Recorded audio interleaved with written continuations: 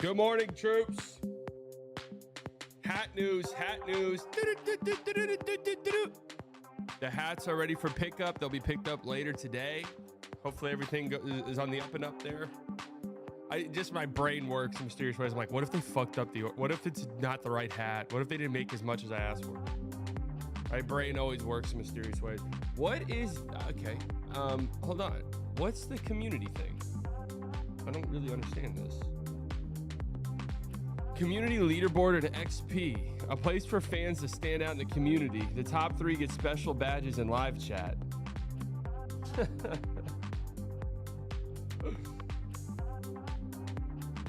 All right. Okay, there you go. So yes, hopefully the hats will be here.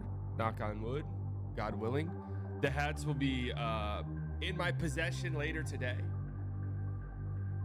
and we'll be shipping them out next week.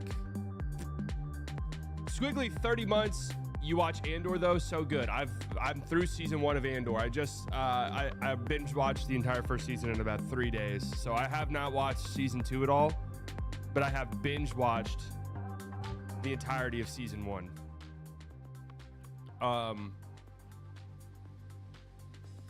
Restock. There's going to be about like 50 left over. So if you want one, yeah, Andor is not fucking around. I'll tell you that much. And I'm excited about season 2 because I heard it's even better. I would say it definitely starts a little slow. Not that that's bad, but it definitely picks up majorly in season 1.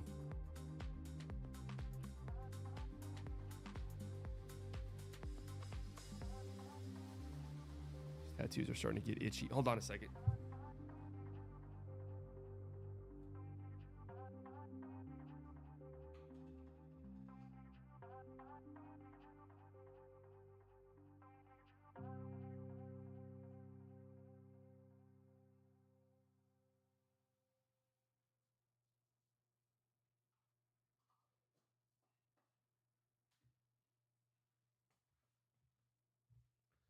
Ugh. Sorry for my hat, bro, because I'm actually a veteran, so it's win-win. All right, there you go. B-Dot, 30 months. Hey, so if you hate me, get in line. Nobody hates you, B-Dot. B-Dot's been one guide. Really hoping this fits my big-ass head. Brother, there's almost no way your head's bigger than mine.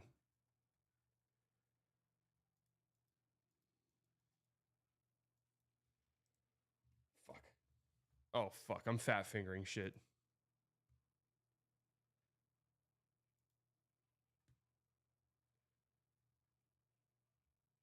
B-Dot's got hops. Yeah, for real.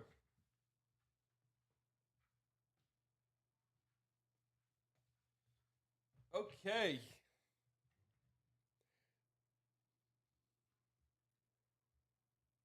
I brought this out of the Empire to Greece. Love that. I have had people hit me up and be like, yeah, so people said thank you for your service to me. I haven't heard anybody say like, yeah, someone got pissed off at me. Again, we ran it past veterans. I don't think any real veterans will fucking care. It might be the patriotic people who care. But we don't care what those people think anyways. So.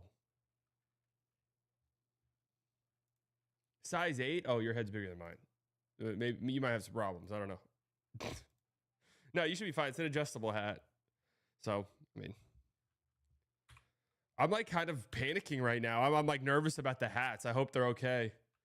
I hope they're good. I hope they're what I ordered. I'm not sure why they wouldn't be, but my brain works in mysterious ways. I'm just a panicker. I'm a worrier. I'm a worry-wort, some even say.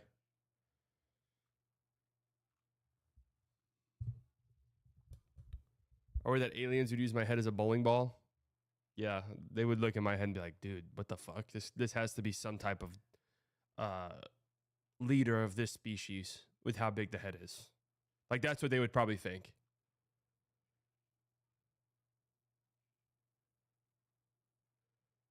So they do Quirtle instead today? What the fuck is Quirtle?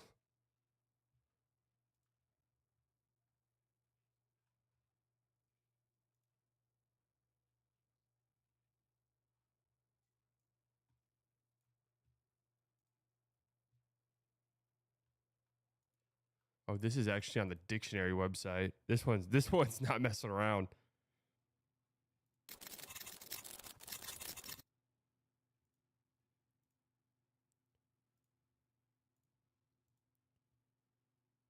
Wait, what is this?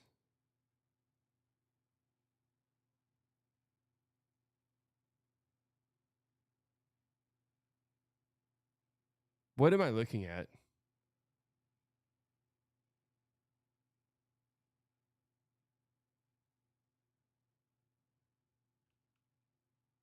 Four Wordles at once? Dude, we can barely even do one. Like, we can barely even do one.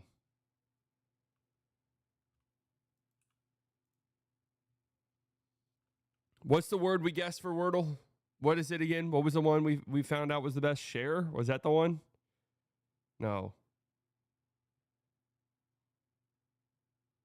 Horny? No, I don't think that's a very good one. Share? All right, here we go. Great. That's good. Good first guess.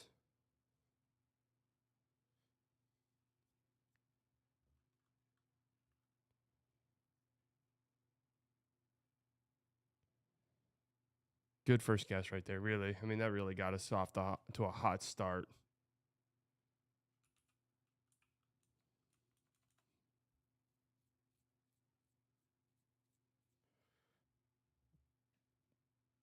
I don't even know what to guess now. Like I'm looking at my options. Cloud.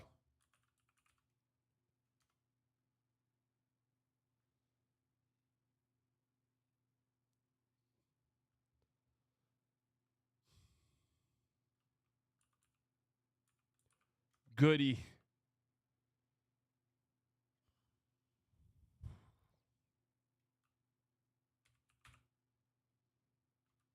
Damn it. That felt like a good guess. Doink.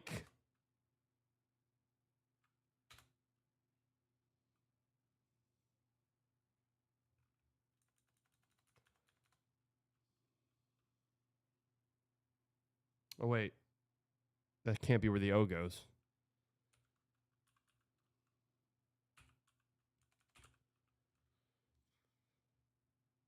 What the hell is this word going to be?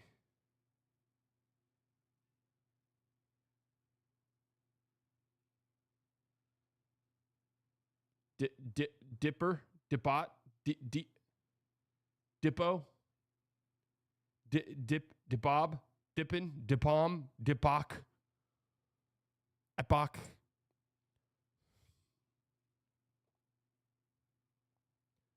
Detobe? Detox? Oh, fuck. Damn. I might just waste a guess on detox. I'm going to waste a guess on detox because it'll tell me a lot. Okay.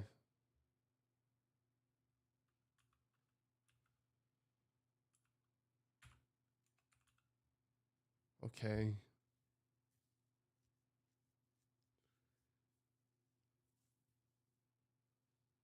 Well,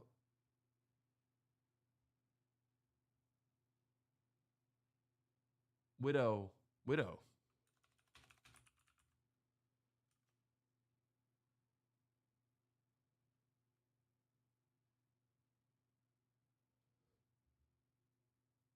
Okay. So it's blank D blank O blank with an I. Idiot. Nope.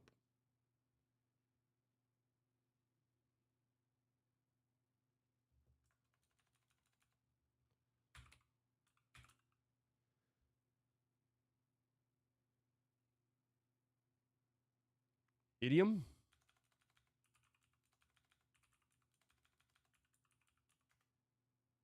Hell yeah. That's a tough word. That's a tough one.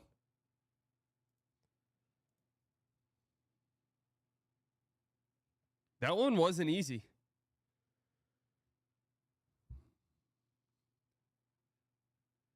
We got there, though. What was the one we guessed first time?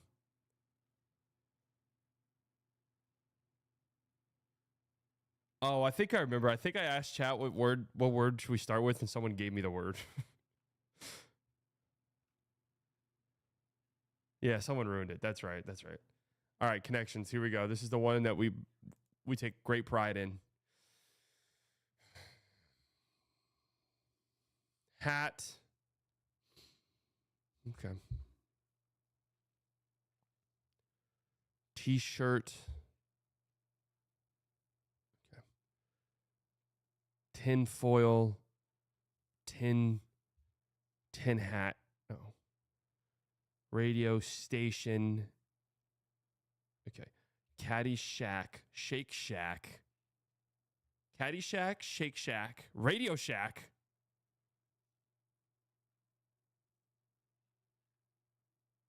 Toilet paper shack.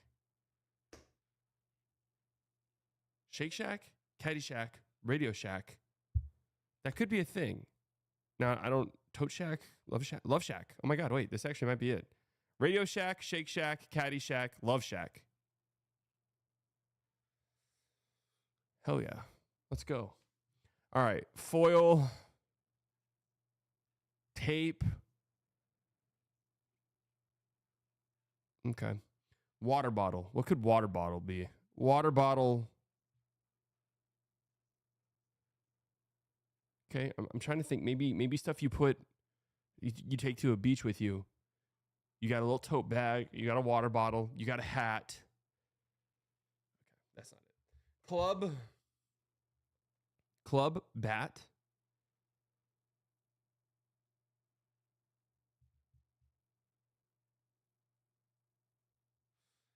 Is there something there with club bat stick? Club bat stick.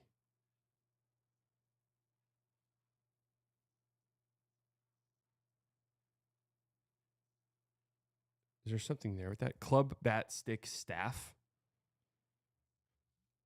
That actually might be it. Club bat stick staff. Okay.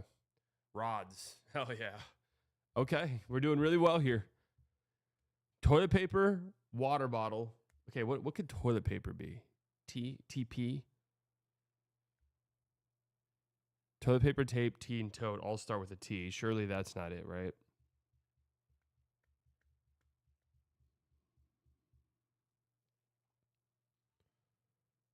Toilet paper. Ribbon. What could ribbon be?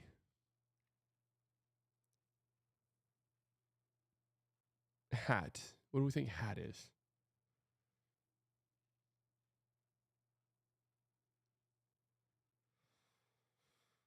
Hat, ribbon, T could all be together.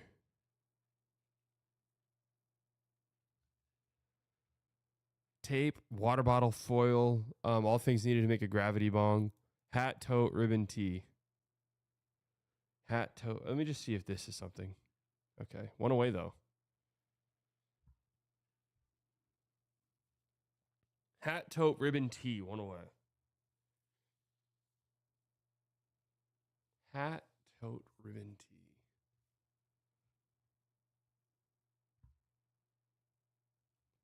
Tape, toilet paper, water bottle, foil.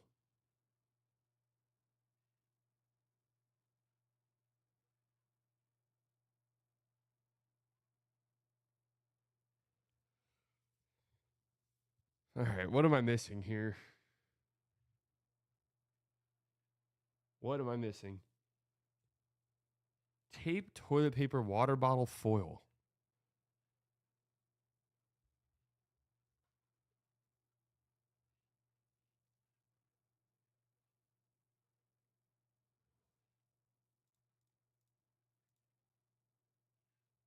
All right. So this was one away.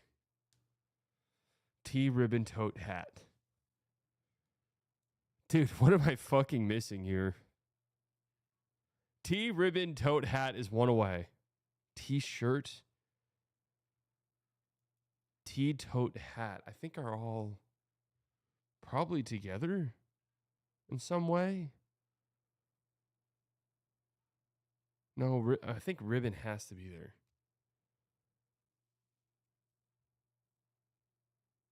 What did I take away whenever I put tape? I don't remember. Fuck.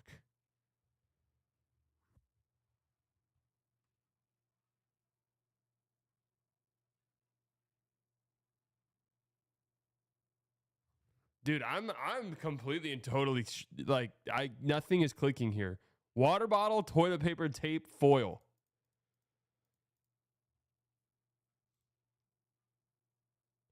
Toilet paper, water bottle, foil.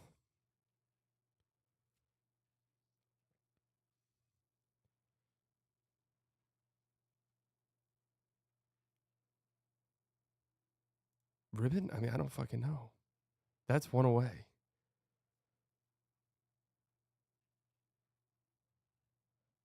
All right. I joined thinking this was hot takes, toilet paper. Those are the hot takes. What is it?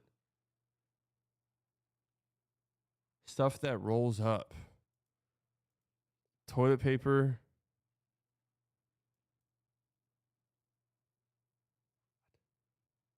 Roll of toilet paper, roll of ribbon, roll of tape, roll of foil. So what's tea, tote, hat, and water bottle?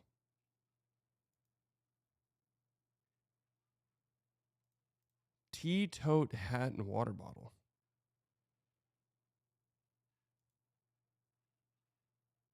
Common swag items.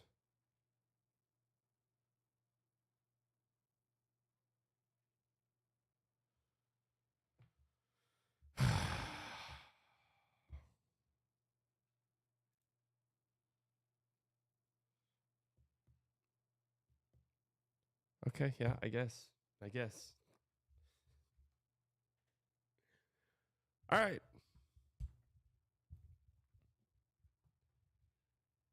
That one was a little tough there at the end, I guess. But yeah, now that you say the roll, foil, ribbon, tape, and toilet paper.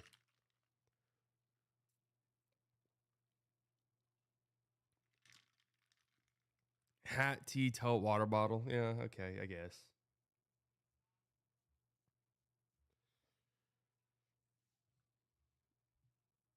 I guess. What how do you guys feel about this Knicks series?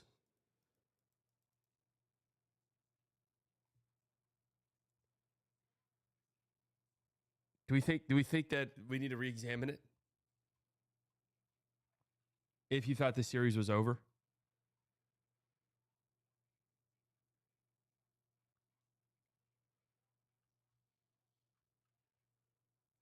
Pacers got it at home.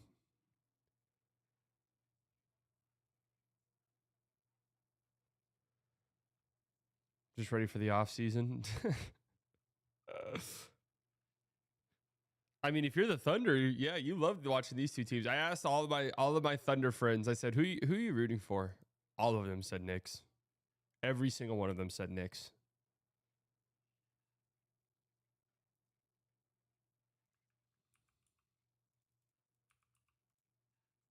I want to see what the Neesmith has one more satanic ritual in him. So the Pacers are 4-point favorites tomorrow night. That's not that surprising.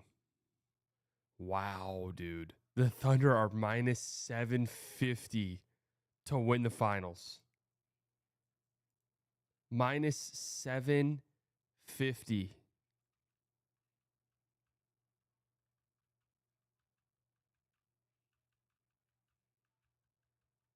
Jesus Christ. That is insane. Any update on the hat pre-orders? Yeah, the hats are ready for pickup. I'm going to get them later today. So I'll ship them out probably midweek. I just got an absolutely insane notification.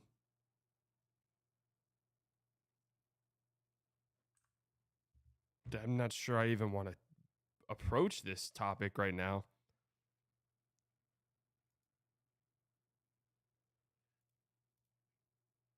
I'm not even sure I want to approach this. Zion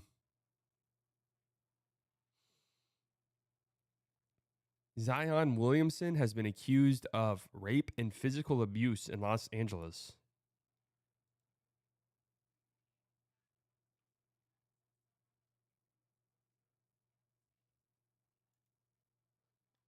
Okay.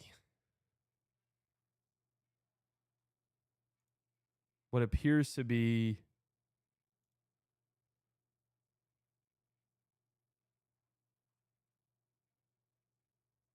is this a criminal case? I'm trying to.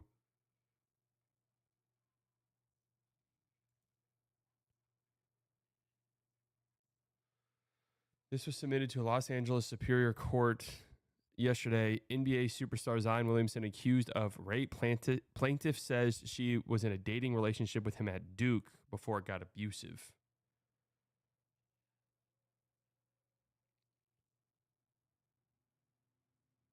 Okay.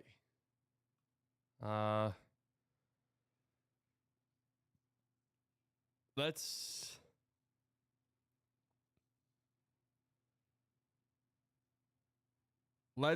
save that.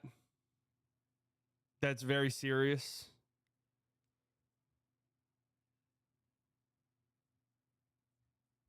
It's a civil case. I'd wait before making comments. Yeah, let's save this until some more stuff comes out, because like I said, this was 8 minutes ago that I just saw this.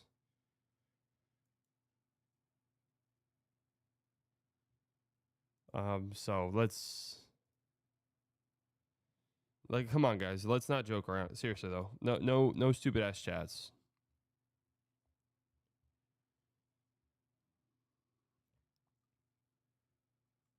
We'll see if there's actually any evidence. Again, no, I don't even want to.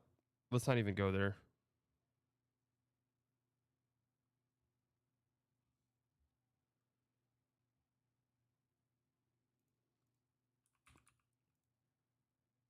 Where'd you even see that headline? I got a sleeper notification.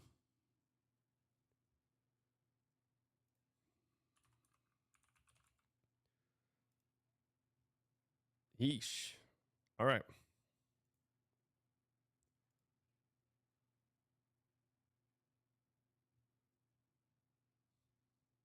Is Zion a Zionist?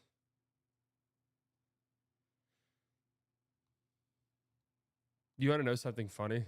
Well, not really funny, but you know, I'm not a historian on the matter, but I've understood the context of what's happening in Israel for quite some time now. But I thought whenever the Mavs had a chance to move up in that lottery, I thought it'd be funny to, if the Mavs won it, to refer to yourself as a Zionist. But obviously that's a different time now. Completely different time.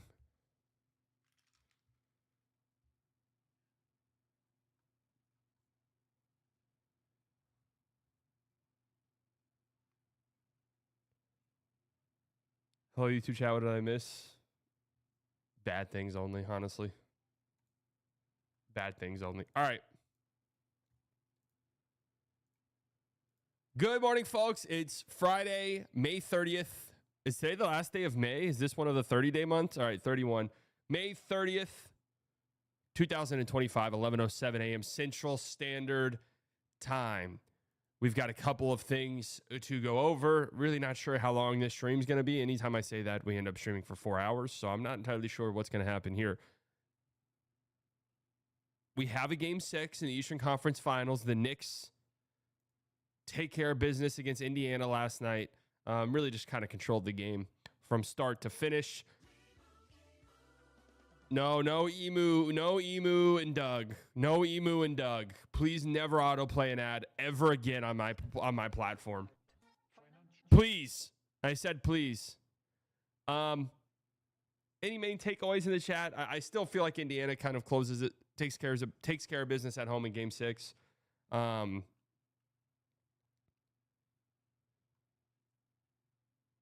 Personally, that's sort of what I feel, but you never know. All the pressure feels like it's probably, everyone always says all the pressure is on the home team in a Game 6 when they're up 3-2. I still feel like most of the pressure is on the team that's facing elimination actively. But with that being said, yeah, there is a lot of pressure on Indiana to close this thing out, not go back to New York for Game 7. So my thing, once the Pacers went up 3-1, I struggled to imagine a world in which the Pacers lost 3 games in a row to this Knicks team. And I still sort of just feel the same thing. You complaining about ads is funny, considering that on mobile YouTube I get like 5 or 6 ads an hour. Yeah, but see, the difference there is I'm getting paid for those ads, whereas these ones are free advertising for Emu, Limu, and Doug. So that's where I'm at. That's my gripe. You don't like emus? I don't really have an opinion on emus. In fact, I don't know if I've ever even seen one. You could tell me emus aren't real, and I believe you. I've never seen one. How am I supposed to believe that they're real? I've never seen one with my own 2 eyes. So I don't know if emus are actually real. Wasn't there an emu war? Thoughts on people named Limu Emu. Not a real name. Get a new name if that's your name. It's not a real name. Thoughts on this trade I saw. Here we go. Spurs, KD, Suns, Keldon Johnson, Nick Claxton, 14th overall pick. Atlanta, 27 first. Nets get Vassell and a future first from the Spurs in 2029. That feels like it's a lot for KD, huh? Is KD's trade value going to be that high?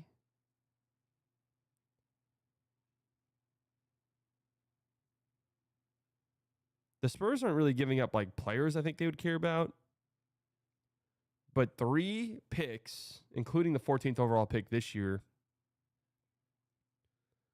The Suns are getting Keldon Johnson, Nick Claxton. That's a haul. That's a haul for KD. 3 firsts with 2 bad contracts. Sure. Is Vassell just straight up in the bad contract territory? That makes me sad if that's the case.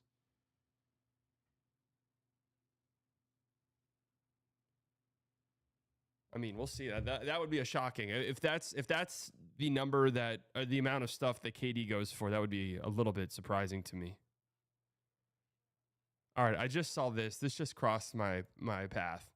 This little study right here. Which NBA fans swear the most? The most foul-mouthed fan bases in the U.S. Which NBA teams have the dirtiest mouths online? We dug through over 1 million Reddit comments. Well, that's your problem right there. Whoever combed through 1 million Reddit comments needs to probably be under immediate psychiatric care. Also, beyond that, this is why we had this conversation yesterday. Stuff like this. It wasn't, someone didn't go through them all themselves. It was AI. Well, this is exactly why AI is going down a dangerous path, because it's pulling from Reddit so frequently. If it's combing through 1 million, if it's doing its learning through Reddit, we're in a lot of trouble. We're in a lot of trouble, folks, and things are bad. Things are bleak.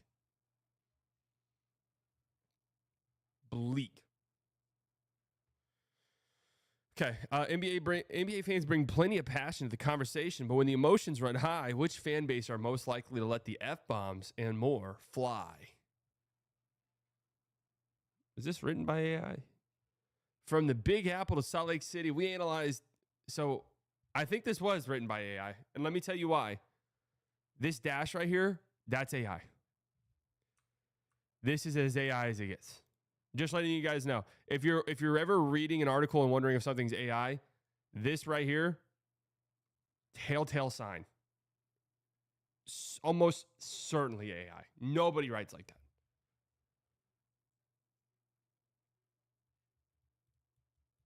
Gronk, one Reddit user recommends jumping off a bridge. Let's get right into, is it AI? No, I can tell you right now, this is 1,000% AI. Most vulgar NBA fan bases, let's get right to it. When it comes to dropping expletives on Reddit, New York Knicks fans are in a league of their own. Over 8% of all Knicks comments contain a swear word, leading the NBA pack. All right, let's see. So the Knicks have the most vulgar fan base in the league. Wow, pretty comfortably, too. Pretty comfortably. And no surprise there, Utah's dead last. Utah's dead last in swear words used. Mavs come in at 4th. Good job, guys.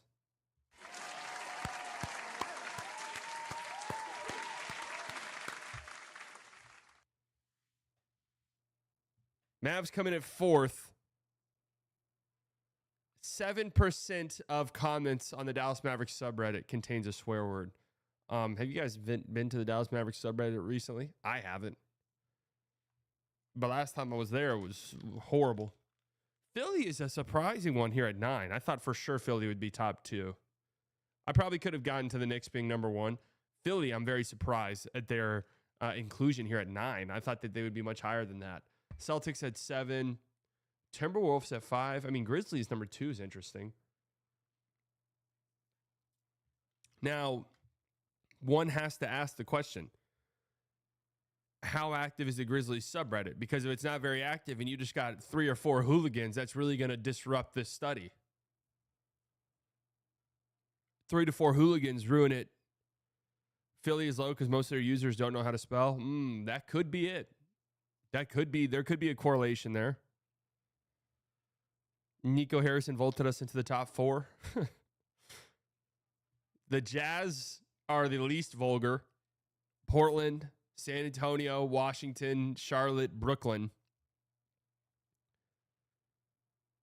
And I feel like part of that is, and guys, just looking at these teams, I feel like part of that is in like the Charlotte Hornets subreddit, it's just like 34, 36-year-old wine moms who are there and they're like, how do I get rid of this hornet's nest on my balcony? My husband's been gone for 2 weeks on a work trip. And they're like, no, man, we talked about LaMelo Ball here. And she's like, oh, I don't know who that is. I think that's part of the problem. So that probably shifts the dynamic there for them. Same with like the Wizards. Why is it always the Hornets catching a straight? I don't know. I've been so mean to my Hornets lately. I've been so mean to them. It's because I'm fed up with them. I'll just be upfront and honest with you. I'm fed up with them. The Wizards subreddit is probably the saddest place on the internet. I have a hard time imagining the Hornets subreddit isn't the worst. In fact, let's go take a gander over there right now. I have a hard time imagining the Charlotte Hornets subreddit isn't the worst of the worst. But yeah, here you go. Here you go. This is one of their top posts. Stop giving me your toughest battles. How the fuck are you alive? Oh, man.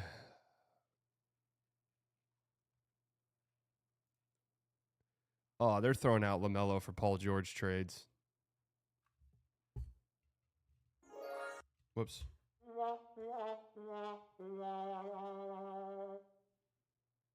I'm assuming 18 days ago was a lottery. That was 18 days ago? Oh, that was their last post 20 hours ago, yeah. Not very active. Not very active at all. I mean, they got, like, their fifth most recent post was 4 days ago. I guess, is that typical? Like, what's the Mavericks one looking like? Dear God, I don't even want to be. On this day 1 year ago, Luka Doncic drops 36, 10, and 5. Oh, and this day a year ago, the Dallas Mavericks won the Western Conference. Okay. Oh, look, this is where I saw the article. Someone sent it to me. Mavs Nation raised the flag. That's pretty sick. All right, it's pretty active here. It's pretty active. It looks, I gotta say, it looks much more tame. Much more tame than I was expecting. Oh my God. Mavericks get Mikal Bridges, Mitchell Robinson, Mike Conley, Miles McBride, and Terrence Shannon Jr. What the fuck? This is the worst trade I've ever seen. Okay, what's the go-to swear word? We didn't just look at how often NBA fans cuss. We also checked which words they use the most. For most teams, the classic shit is a crowd favorite, accounting for over 40% of all vulgar comments. Interesting. Maybe there's an interesting commentary here, social commentary here. Because I think shit just becomes like, it's just the most used word. What's Boston's? Are we even allowed to show what Boston's is? Because you can just say, oh, yeah, it's shit like that. Oh, yeah, stupid shit. Oh, yeah. But a few passionate groups like Knicks, Grizzlies, and Mavericks fans lean heavier on the four-letter F-bomb. Hell yeah. Shit. Pistons use fuck the most. Is there any other ones? All right, Boston's in the clear. Wait, they don't even have Boston on here. Oh, Boston's shit. I was about to say, can they not show Boston's? Dallas's is fuck. That's pretty funny.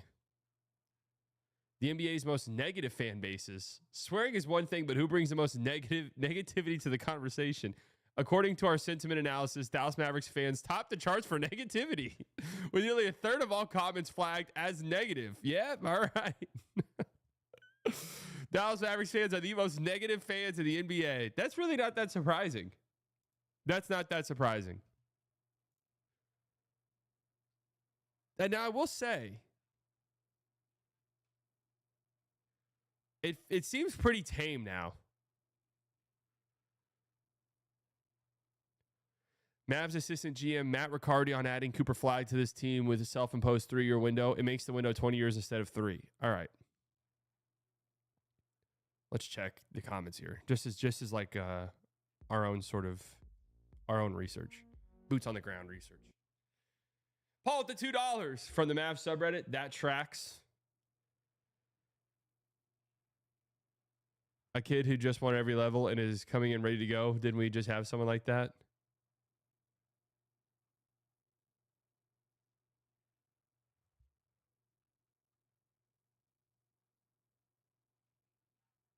Okay. So yeah, I would say these are all. I will say I do push back at the Mavs having like a 10 to 15 year window with Luka, like some people say. I don't know about that. I really don't.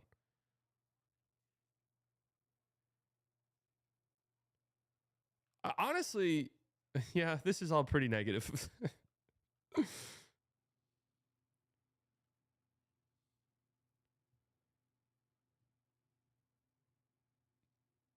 These are all pretty negative. Bad Zion allegations on Twitter. I know. I'm steering clear. Where the positivity shines.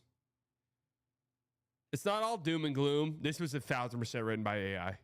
Some NBA corners are surprisingly wholesome. Utah Jazz fans come out on top for positivity, with over half their subreddits comments being positive.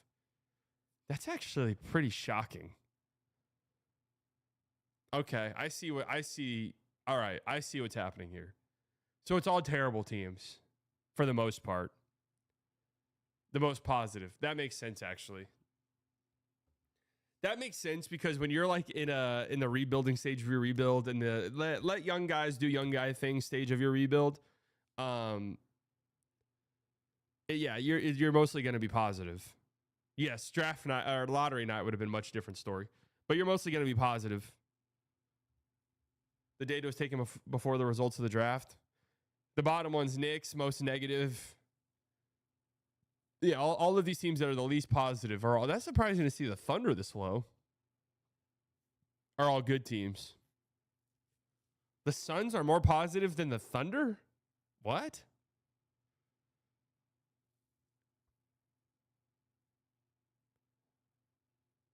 That's very shocking. We scraped 1.3 million comments from all 30 NBA teams subreddit. Scrap that AI, please. Shut it down. Shut it down.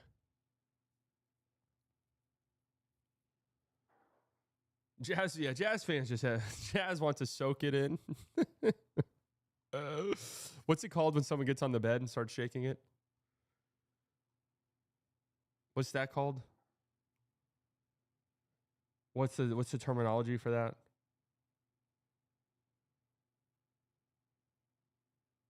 No, it's soaking. You know what? Let's not even go there. Let's not.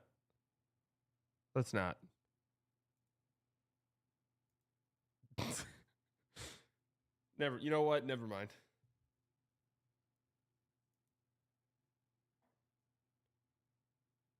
No, forget I even said that.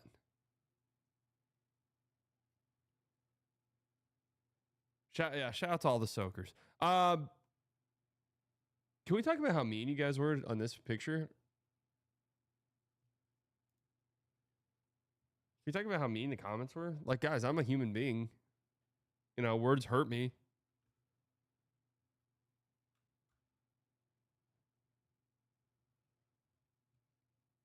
Words hurt me a little bit. Like, yeah, sure. It's a little bit shocking to see me without a beard. That's not real, is it? I put this picture yesterday. Do you think it's real?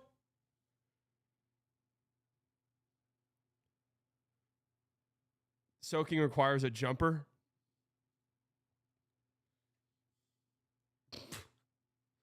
I'm a little bit confused by the whole process. I have to be honest with you, but hey, to each their own. Well, I'm a little bit confused as to how the morality of it and how you can get past. You know, I don't. Maybe it's not. You look so weird. I'm sorry. It's a Snapchat filter.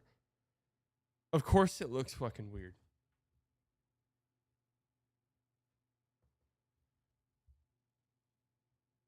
It's the desert heat keeps Suns fans delusionally optimistic. But anytime we go to the Suns subreddit, it's like, yeah, I'm thinking about jumping off the bridge this time. Like after every game. It's like, yeah, I think this will be the one that I do it.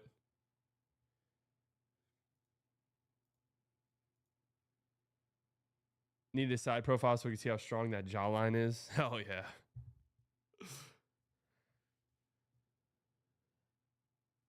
Who is the old dude from 12 Cloverfield Lane? I don't know. All right.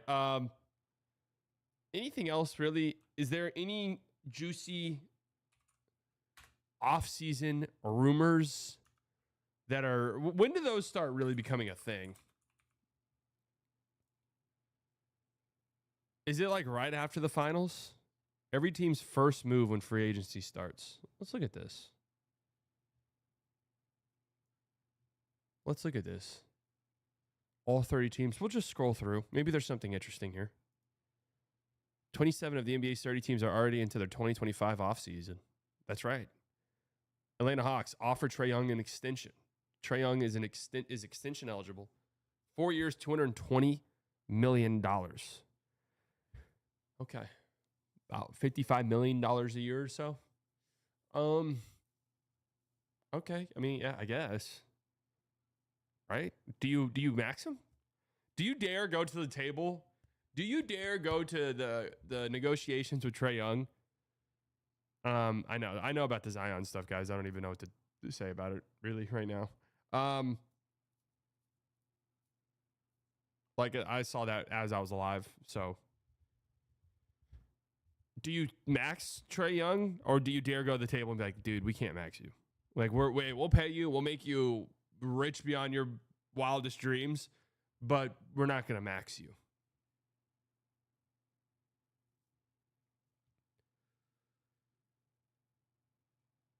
NBA or NFL news? Is Aaron Rodgers on a team? Is he on a team? Is he on the Steelers? No? Okay. Boston Celtics shed enough salary to at least duck the second apron. Is that even possible? Boston is currently around $23 million into the second apron. Is it even really possible to shed $25 million total? I guess it probably is.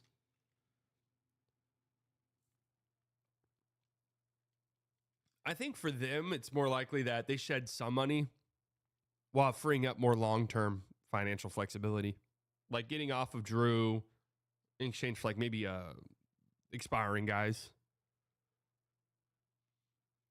Not only would they have to get rid of KP and Drew, though, but they'd have to be taking back substantially less money in the process of those trades. So it'd have to be the teams that have cap space, or you'd have to do some clever maneuvering, which is why I think, guys, and I don't even want to toot my own horn, and you guys know I never toot my own horn, but I don't even want to do it. I think my Drew Holiday trade is the best one that I've seen. Like, I think it's the best one, period. Now, this is why I don't think Drew to the Mavs makes any sense, because I think they try to get draft capital and take back no money via trade. Well, they're not going to get draft capital for Drew. They're going to have to give up draft capital. I mean, that's just it. He's a negative contract. I'm begging you to increase your mic volume. Okay. All right. It is a little bit low. I don't know why that's the case. You're so in on Gaff to the Hawks. It makes a lot of sense. Paul with the $5. It's hard to understand slightly biased over the sound of his own horn tooting. I never toot my own horn. Brooklyn Nets use their cap space as leverage. $60 million. 60. Asset accumulation. I feel like that's the most likely scenario. Is that they're just dumping ground basically this offseason. Well, yeah, we'll take this guy for 6 second-round picks. Yeah, we'll take a late lottery protected first to take on this guy.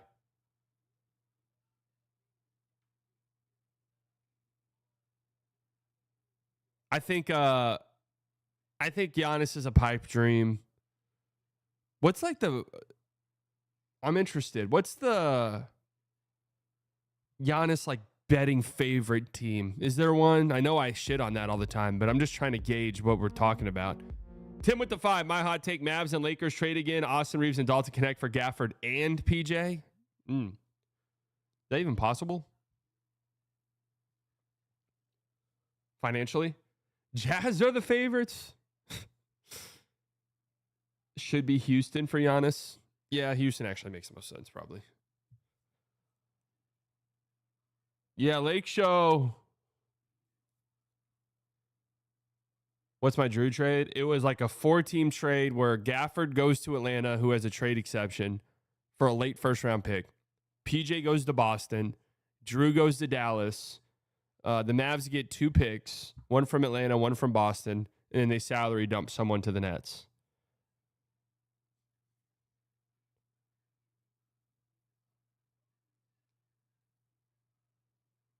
And I'm just saying, I think it's the best one, just purely speaking from like a financially, it makes sense. I think the pieces moving around kind of make some sense. So, yeah, it'd be interesting to see if the Mavs and Lakers trade again. I'm actually really interested to see what that's like. Find your icon. Whoa, whoa, whoa. Are Nike Shocks back in? Folks, are Nike Shocks back in? Are these back in play? I used to have a pair of Nike Shocks back in the day. Charlotte Hornets resolve the future of Mark Williams. Yeah, that's probably a little awkward. You probably got to trade him because isn't he coming up on extension eligible? Yeah, he's extension eligible this summer. Yeah. Unk getting excited about Nike Shocks. Who's excited? Chicago Bulls, figure out the Josh Giddey situation. What's there to figure out? You're paying him. Now, I guess the question for Giddey is, do you let his restricted free agency play out a tiny bit? Because who's going to pay him? Because they're probably saying, yeah, we want to keep Giddey, so we'll just pay him whatever he wants. But maybe we let him go test his market. Maybe we go let him see, hey, the Nets offer to me $30 million. I'm going to sign it. All right, we'll pay you that. Otherwise, I think you probably let it play out a little bit. And so can a team... So when it comes to restricted free agency, is a team allowed, even if they don't have the cap space, are they allowed to offer you a cap sheet with the idea being we're going to sign and trade for you? Is that a thing that's possible? Or do you have to have the cap space to do it? So could a team, and I'm not saying this would happen, but I'm saying, could the Mavs be like, hey, we'll do a sign and trade. You need the cap space? Okay. That's what I figured, but I wasn't entirely sure. Yeah, I think you let his market play out. That would be my thing. We'll see how they handle that. Cleveland Cavaliers tackle the Ty Jerome dilemma. I love these captions. Figure out the Josh Giddey situation. Tackle the Ty Jerome dilemma. I mean, what's the dilemma here? I wouldn't really call it a dilemma. It's just they can't pay him, can they? Ty Jerome is an early bird free agent, so the Cleveland Cavaliers can only offer him a starting salary worth up to 105% of the league's average. This puts his year one price at around $14.3 million. Oh, they could probably keep him for that. They could probably keep him for that. There's no fucking way a team's paying him more than that.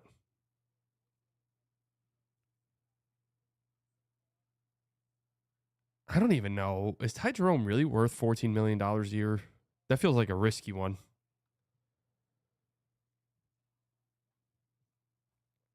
That feels a little bit risky.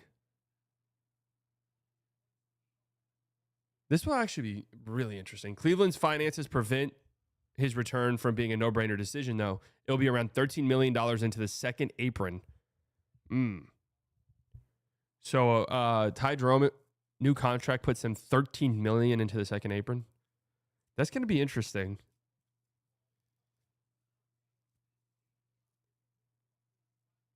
That's going to be interesting to see what they do. I feel like the Cavs are in a weird spot. Like, I know our immediate reaction when teams lose is like, blow the team up. This team's not good enough, so on and so forth. I don't know. If I'm Cleveland, I think I'm just running it back next year. If I'm cool with paying that much money, if my owners are cool with paying that much money, I'm just going to run it back. I mean, we won 60 games. Like, yeah, we shit our pants, but let's just give it one more go around. And if we have to trade guys, we trade guys. Dallas Mavericks re-sign Kyrie Irving. Yeah, I agree. That's priority number one. I'm interested. Like, I don't think there's any world like Kyrie will take the years. So this idea that he might opt in and just be a free agent at the end of next season, I don't really. I'm trying to, and I don't know if the Mavs really want to risk this or whatever, but I'm trying to say, hey, you just tore your ACL. You're an older guard. You're a smaller guard. You rely on your quick twitch athleticism a lot of the times. Like, it's a risky venture for you. You know, if you come back in February and look a step slow and you picked up your player option, you know, your free agent market might not be next to anything. So let's decline the option. We'll extend you 3 years, but it's not going to be the max. We'll pay you a lot. We'll pay you a ton of money, but it's just not going to be the max. Is that scary? Is that conversation too scary to have? Is it too delicate of a situation? Is there any chance Kai isn't back? No, I really don't think so. I hope so. That's what I would do. Rate this offseason. Mavs offer Kyrie max extension for 3+ years and trade a pick with Gafford or Najee for Drew. And they trade a pick with Gafford, Najee for Drew, and they gave Kyrie a 3+ year max. Rate the offseason F. That's an F. It's a horrible offseason. Denver Nuggets, listen to Nikola Jokic.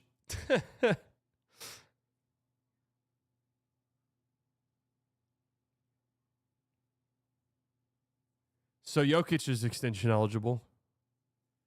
The extension eligibility stuff's always hilarious to me because it's like, yeah, he's got 4 years left, but he is extension eligible. All right, so yeah, Jokic, go out and get depth. They're in such a weird spot.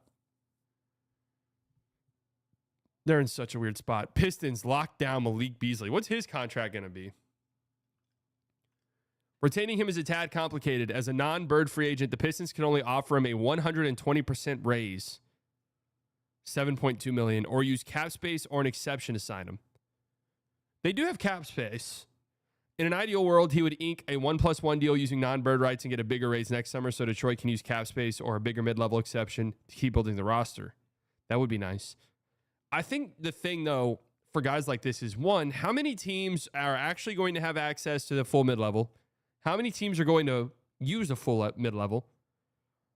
And would teams pay a guy like Malik Beasley $14 million a year in today's NBA world where having a bunch of bigger contracts is scary?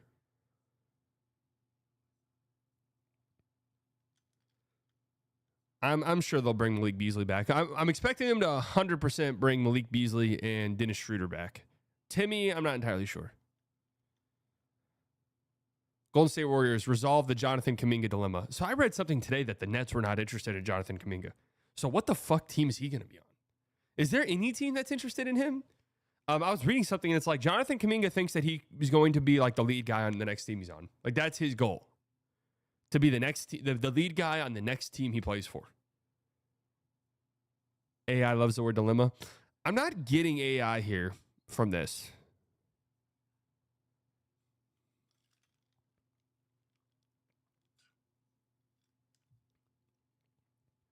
Warriors fans think he's worth $35 million a year. Do they really still?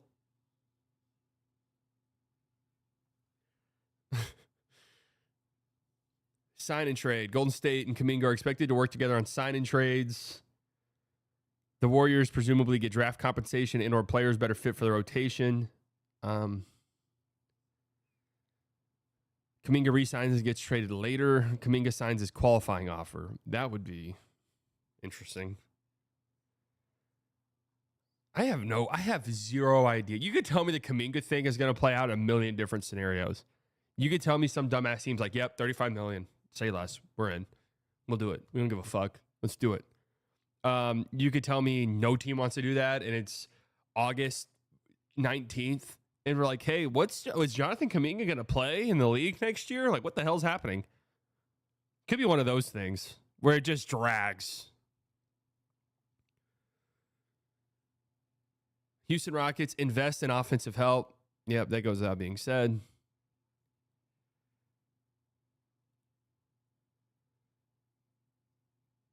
If you're Stephen A. Smith, oh, Jesus. I literally read that as Stephen A. Smith. If you're the San Antonio Spurs, would you consider a sign and trade for Kuminga involving Barnes in the future pick? No. The only team, like, honestly, I'm only really interested in the Kuminga experience if I'm a team that's terrible. But even then, some of these bad teams, like Brooklyn, the only reason it really makes sense for Brooklyn is they don't have a guy. So, yeah, let's just take the shot. Like, who gives a fuck, really? We'll take a shot. We don't have the young guy. It's like, just give him the ball a bunch and let him do shit. Like, we don't have that guy, so let's just do Kuminga. But all these other teams, it's like, Chicago. Well, if I'm the Bulls, I'm like, I think I'd rather have Kobe White do stuff. Matas Bazulis, we're interested in his development. We're going to pay Giddey $30 million probably. Do I really want Kuminga? If I'm the Wizards, I'm like, I'd rather like Bub Carrington go out and do shit and just see what we have there.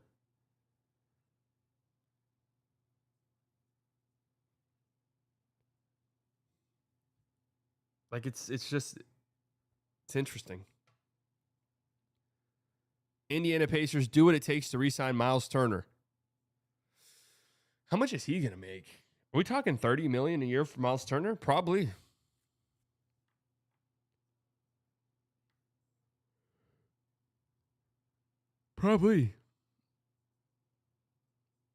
After factoring in the number 23 pick, the Pacers will be within $17 million of the tax. They haven't paid the tax, I want to say, in 20 years. I bet they do it this time around, though, especially if they end up making the finals. Thoughts on people named Bub? Love it. Use the MLE to sign a floor general and another center for the Clippers. So they've got $14 million mid-level at their disposal. So the Clippers are going to be in the market for a point guard, too, huh? Uh-oh. Chris Paul back to the Clippers. That almost feels like guaranteed. I know we want Chris Paul on the Mavs, but I close my eyes and I see him in a Clippers jersey next year. That's just feels like where we're at. Could $14.1 million total get them, say, Steven Adams and one of Chris Paul, Tyus Jones, Trey Jones, or Malcolm Brogdon? That would be a good offseason for them. If they use their mid-level and get Steven Adams and Chris Paul.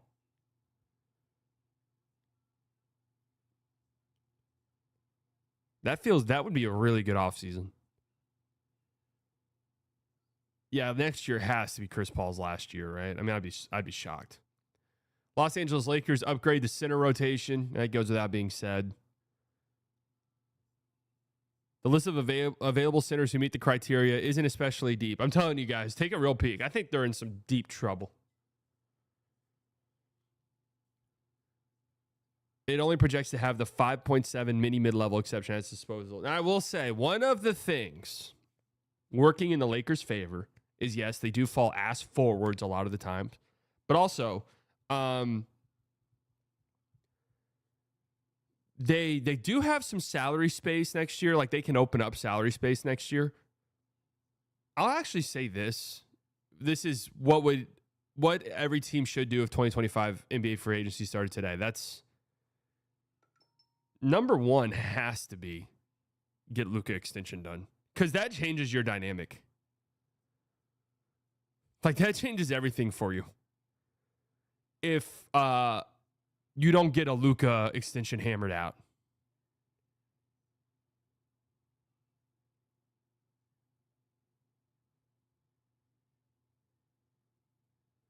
Mavs were in a similar position in the center market going into 23-24, just had the luxury of a lottery pick. It would be like if the Mavs pushed for play-in and lost the pick that season. Yeah, 100%. All right, peace out, Aaron. Good luck on your math test, brother. Hot take, maybe it's going to be so hard for the Mavericks to make trades because no GM wants to be the team that got beat by Nico after the Luka trade disaster.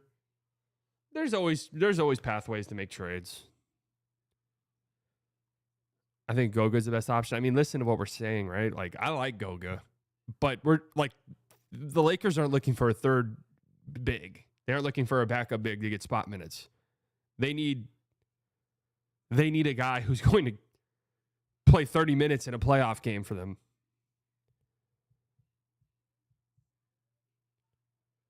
Isn't it like actually a terrible sign they haven't immediately extended him low key? No, I mean, there's really not a lot of, from what I understand, after the Mavs fucked Luka, because obviously him signing a supermax with the Mavs, he lost $100 million in this process. From what I understand, there's really no benefit for him signing an extension. Am I wrong in that? Is Gafford not better than Claxton? No, I think Claxton is a better player, but I'm also like, I'm not sure Claxton.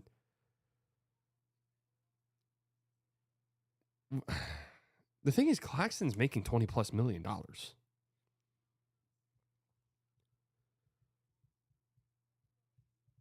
Yeah, they can't extend him till August. I think August is when they can extend him. So I got immediately, my first thing if I'm the Lakers, I'm having a meeting with them, which I'm sure they already had. And I'm like, yo, what's the extension looking like? Are you going to sign with us or no? And if the answer is no, what can we do to get you to sign that extension? Because that's our number one goal. We want you extended, and we don't want to have that hanging over our heads. Yeah, they can't extend him until August. But I'm saying they can have a meeting with him, and he can be like, yeah, I love LA. It's amazing. I'm going to extend. And that's it. Trade for Jokic. He's my best friend. That almost assuredly isn't getting Al Horford or Brook Lopez. It might not even get you Chris Boucher or Clint Capella. Oh. Again, what I was saying, one of the things they have in their favor is that they probably will have some cap space next year, so they can go to a big and say, look, come play in LA. Here's a list of guys who have played here on short-term contracts, one-year deals, and have gone on to do great things elsewhere. Malik Monk. Am I missing any? Malik Monk. Who else? Who are the guys? They had this like stable of one-year guys who went in there, boosted their value, and left. But anyways, Christian Wood, yeah. Here are guys who have, come play in LA, come play next to Luka, boost your value, and then you can hit free agency next year. And hey, we'll have money. Maybe we can pay you and bring you back. But this will be interesting. Memphis Grizzlies renegotiate and extend Jaren Jackson Jr. What is his? $44 million for the next 5. They're saying, he's eligible for $61 million. Oh, there's no way in hell. There's no way in hell you can pay Jaren Jackson Jr. $61 million a year. No way in hell. He would have been eligible to sign a 5-year Supermax deal worth $345 million if he made an All-NBA team this year. They can now focus on a renegotiation and extension. Okay, all right. So that $61 million is what he would have gotten if he made. Oh, Jesus Christ. Ooh. Yeah, I've got to go. This is the problem teams are going to have with the new CBA now. You're going to have to go to these guys and just straight up be like, hey, we cannot max you. We can't. I mean, we got to pay Bane. We got to pay Ja. I mean, we want to bring back Santi Aldama maybe. We're going to, we already got to look at Edie and paying him. Like, we Scottie Pippen Jr., like, we need to pay these other guys, and we cannot give you $50 million a year, man. The extra All-NBA money should not count against the cap. I agree 100%. I think it's so stupid it does. It makes no sense at all. Miami Heat, add a lead playmaker. Am I sleeping on the KD to the Heat? Is that just kind of like the most obvious situation in the league that nobody's really talking about, but it's like the most obvious desperate team, has like contracts that can be broken into it? Yes, guy. I've seen the Zion stuff. I don't really know what to say. It's very fucked up.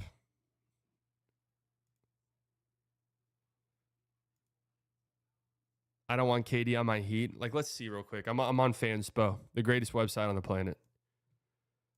How easy are we getting there? KD to the Heat for what? Wiggins. That gets you. Wiggins. Oh, God. All right. Maybe I misread this situation. I mean, Wiggins and Rozier gets you close. Wiggins and Rozier actually is. Wait, failed. Why? Oh, yeah. They're not allowed to take on any money. Holy shit. That doesn't even work. They can't even take on one more dollar. All right, Wiggins, Duncan Robinson, and Jovic.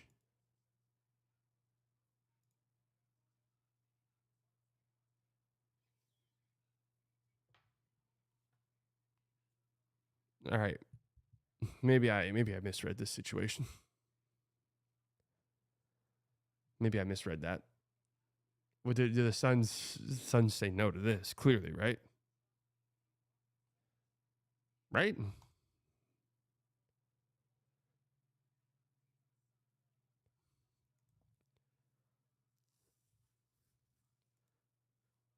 Jovic is non-negotiable. They can have, Jaime Jaquez is not. The Heat will gladly trade Jaime Jaquez for KD, I think. More likely than not, the Heat are looking to use a mini mid-level, $5.7 million, or slightly more without some cap sheet surgery. So they're in the point guard market as well. Terry Rozier, $25 million. Yikes. Milwaukee Bucks get a definitive answer from Giannis Antetokounmpo. Giannis is reportedly open-minded about exploring whether his best long-term fit is remaining. When was this reported? For their part, the Bucks remain hopeful he won't ask for a trade. That's according to Mark Stein. This was weeks ago. When was Mark Stein's? This was also weeks ago. All right. No updates on the Giannis front. What does the taxpayer mid-level exception even get you? Can you even get you a Luke Cornett level player in this economy? It's going to be a minimum level player. Like that's what that contract will get you. A minimum level player. You're negotiating against other teams, and you say, "Hey, we'll give you $5 million. Like we'll give you $2 extra million or whatever." Like that's the level player we're talking about.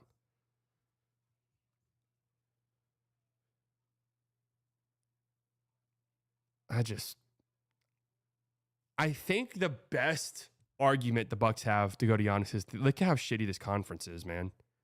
Like, if you want to go to Houston, like, you're going to be in the fucking bloodbath West. If you go to San Antonio, you're going to be in the Western Conference for the next 10 years. 5 or 6 years. If you want to go to Golden State, you're going to be in that conference for the next 5 or 6 years. Like, dude, if you stay here, all we got to do is get lucky. Like, yeah, our situation's not great, but, I mean, with you on the team, all we got to do is get lucky.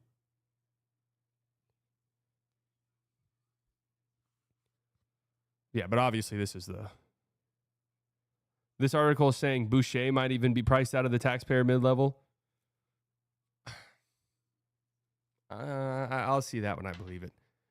Minnesota Timberwolves math out the Julius Randle and Naz Reid situations. Julius Randle has a $30 million player option. Naz Reid, I think there's maybe a world Julius Randle opts into that. Naz Reid is not opting into his $15 million player option. He'll hit the open market because at the very least, teams will offer a full mid-level to Naz Reid without a shadow of a doubt. So you get the years there. Nickeil Alexander-Walker is also available. Mini will be a skosh into the first apron if both Randle and Reid pick up their options. That projection includes the 17th overall pick, but not the return of Nickeil Alexander-Walker. Bringing back all three sounds impossible.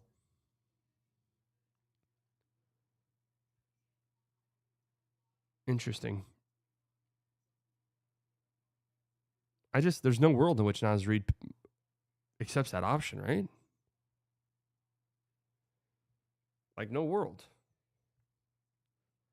New Orleans Pelicans commit to a Zion Williamson plan? Well,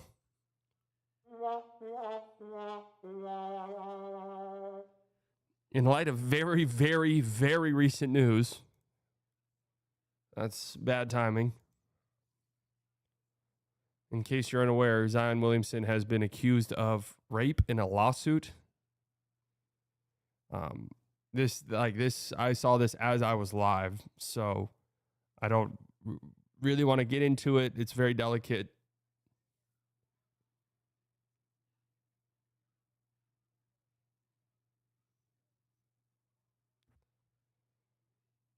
But a very, very fucked up situation there. New York Knicks offer Mikal Bridges an extension. Yeah, I mean, you got to bring Mikal Bridges back. You traded 5 first-round picks for the guy. New York can offer Bridges a 4-year, $150 million deal.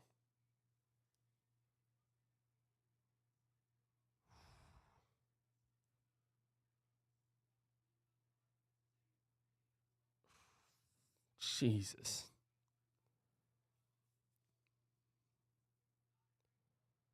Jesus. I mean, you got to do it.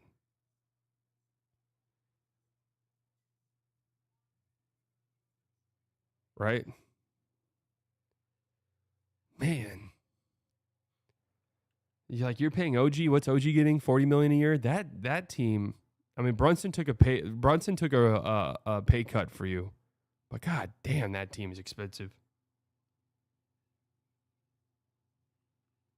So if Bridges doesn't take that extension,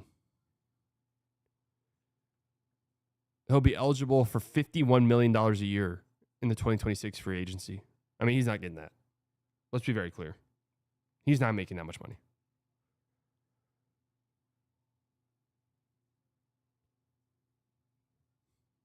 Yeah, I mean, they'll extend him probably $34 million a year. I mean, in a vacuum, that's really not bad for Mikal Bridges, to be honest with you.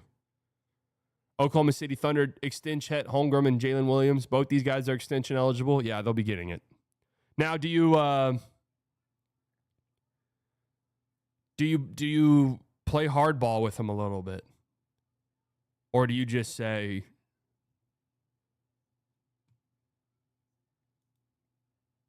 do you play hardball with these two at all? Or do you just give them a max?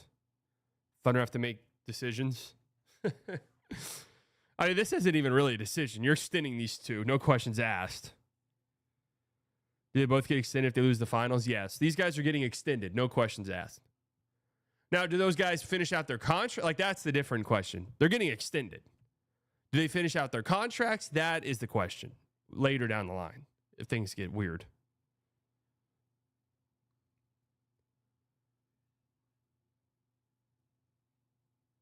They are in a position to play hardball. I'm assuming these two will get maxed, would be my guess. Orlando Magic, go get some offensive firepower. Yep. I mean, if they don't leave this offseason with a legit guard, and I can put like Anthony Simons into that mix. If they don't leave the offseason with one of those guys, then I don't know what the fuck they're doing. They should have done it last offseason. That was clear and obvious.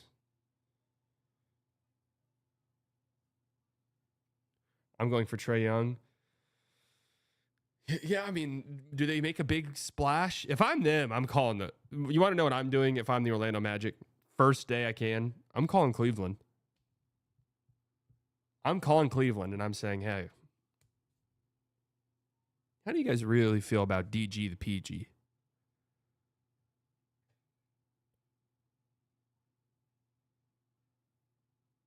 DG the PG. How do you guys feel about that? Is there a pathway for a trade? What would that even look like? I'm not sure. It is quite interesting when you think about how much they're paying Franz, Paolo, and Suggs. Why would Orlando offer any of Suggs, Franz, or Paolo for Trae? And why would ATL accept a trade for like Anthony Black, KCP, and a few picks? Well, I guess it depends on what they feel about Trae. Jerome going to start for Orlando this year? That would be kind of a funny turn of events. Ty Jerome starting next to Paolo after their shit talking. Anthony Simons, he was at an Orlando Magic game, an Orlando Magic playoff game. Anthony Simons just feels like the clear-cut, obvious solution. Right? Philadelphia 76ers address Quentin Grimes' future.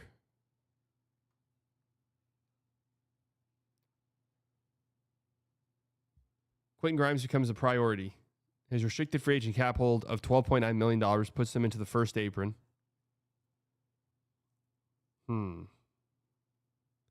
What is Grimes going to make?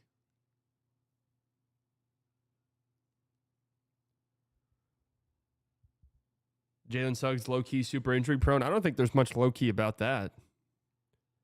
$20 million for Grimes? Sheesh.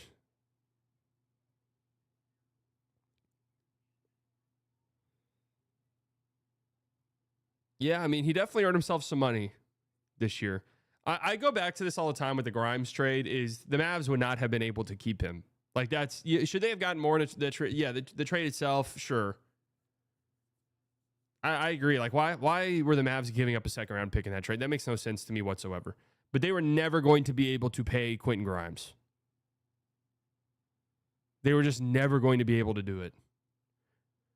Is it true Nico offered him $14 million extension, but he wanted more? I thought it was the $8 million extension is what they tried to get him to.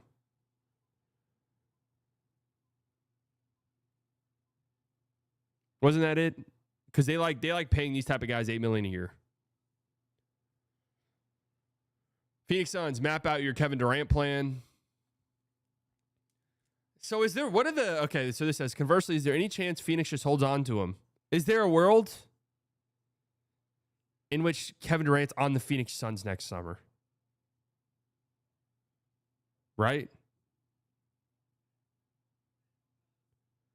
If he's only going to get 14 mil MLE, that's not much more than the Caleb Martin 9 mil. I mean, in terms of the Mavs situation, it kind of is. Like they're already so up against it. Like they're already $5 million is actually kind of a lot when you're this close to the second apron. And you're already going to have to make moves to not be a second apron team.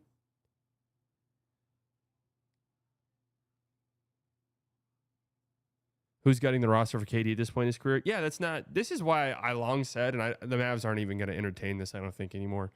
But I thought the Mavs had the best offer you could probably get for KD if you're Phoenix, which is like a few really solid, reliable role players.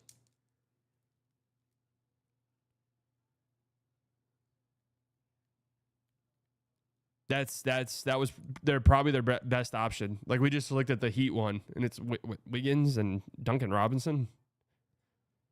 Like yeesh.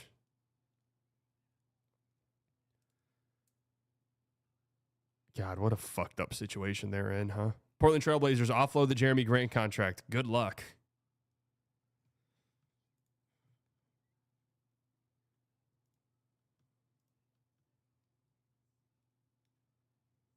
Is there a KD to Portland? Jeremy Grant and Robert Williams? That doesn't work, does it? Oh, it does. I don't know if this actually works, is the thing.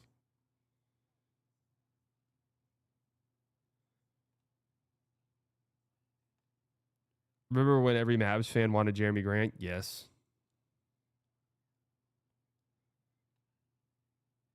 Jeremy Grant and Rob Williams feels like an all-in thing they would do.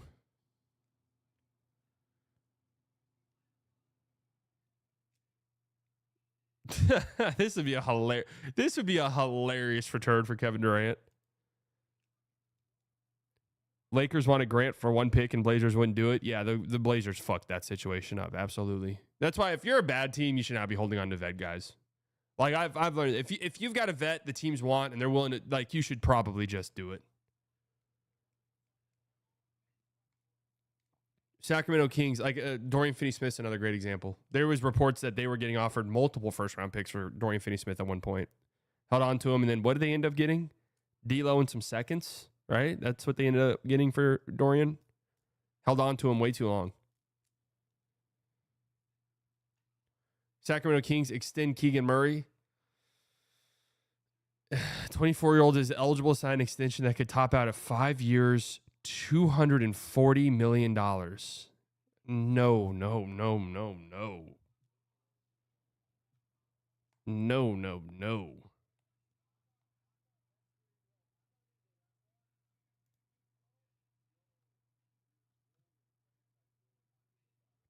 $25 mil max.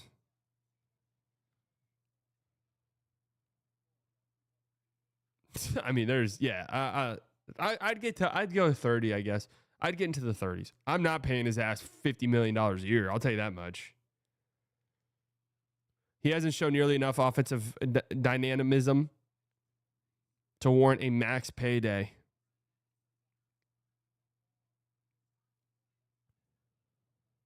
No, there's no world in which you're paying him $40 million a year. That would be horrible. San Antonio Spurs surround Victor Wembanyama and De'Aaron Fox with more shooting. It is crazy. Fox being on the Spurs, something doesn't feel right about this. Am I wrong? I feel like there's something off about this. It feels really weird. Like with them potentially getting Harper, like I think I'd be pretty shocked if Fox finishes out this contract with the Spurs. I think I'd be a little surprised.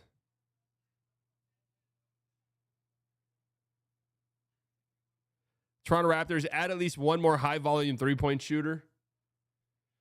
So someone texted me today. Actually, it was Nick. And he said the Locked On Raptors.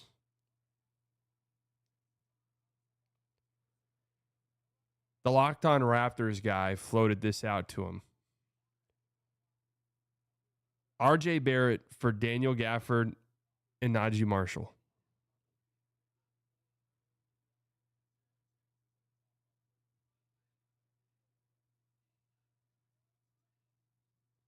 You for both sides? You're doing that? I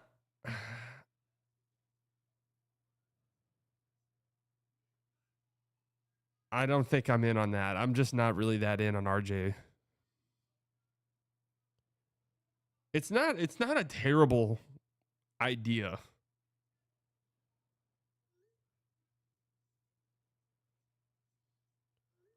It's not a terrible idea. Like you could talk me into it, I guess.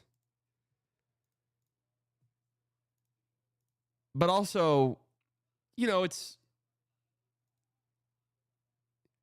I guess he slots into your starting five.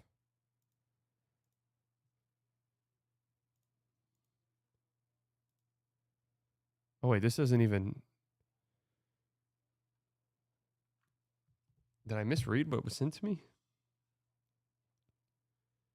RJ Barrett for Gaff and Najee. I said add Hardy and Mavs cut $1.6 million. Okay.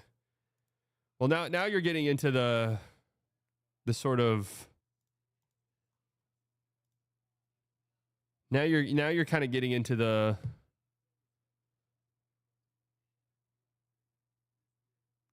Mavs have to put, like, anytime you're combining players like this, it's hard because now you have to find 3 more guys to put on your roster.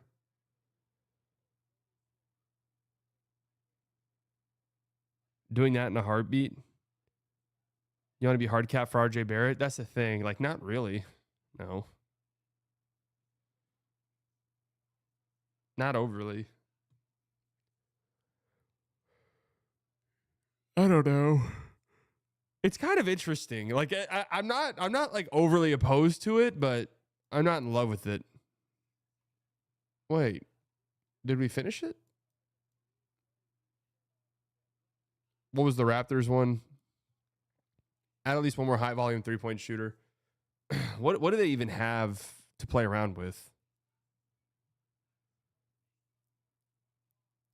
Utah Jazz extend Walker Kessler. What's his contract going to look like? It was such a weird, interesting career arc for him. What was that? What was that second year for him? I mean, just such a bizarre 30 million. Well, he's not making 30 mil. Right? I mean, surely not. Overpaid ascending. Okay, I can see that. You think he'll make 30 million? $30 million in this economy.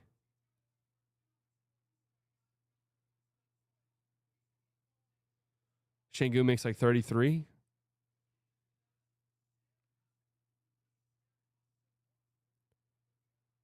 Kessler for Reeves and 2 firsts. Fuck it, he's that good with Luka OMG.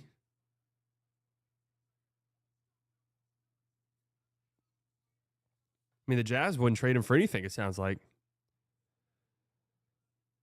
All right, maybe 30 mil for him.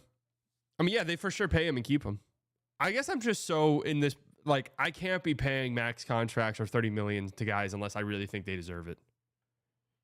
Especially restricted guys. Restricted guys, if I were a GM, and I know you can't do this because of relationships and stuff, but if I'm a GM, I'm letting almost every restricted guy hit the restricted free agency. I'm letting it happen.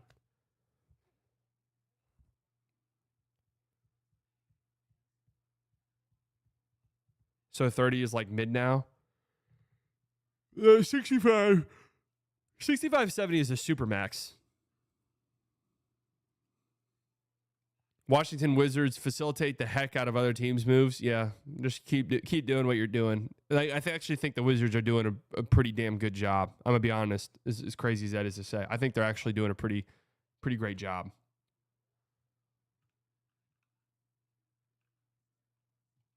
Just keep doing it. Keep doing what you're doing. I mean, you got a ways to go. You don't have a go-to guy yet. At least you don't think you do. Just keep building out your team. Keep getting really solid young role players. Keep getting future assets. And that way, when you do finally get your guy, whenever that time might come, you've got stuff around him already. It's still some years away. You've been so negative on them during recent streams. I only do it when people are like, no, the Mavs are the worst destination for Cooper Flag. It's like, really? Like, what makes Washington better? Like, that's it. Like, and I applaud what they've been doing, though. That's the only time I push back. OKC's playbook was just being asked and making good draft picks. I mean, the crazy thing is OKC, and this is actually kind of insane to think about in hindsight, and you guys are going to accuse me of glazing. That's fine. OKC was only bad for 2 years. Like, I know in our brains it feels like they were only bad for 2 seasons.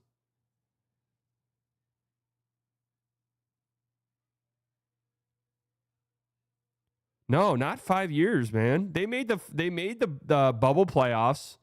Then they were bad for 2 years. Then they made the play-in. Then last year, and then this year. I mean, they definitely tanked for 2 seasons, for sure. For sure.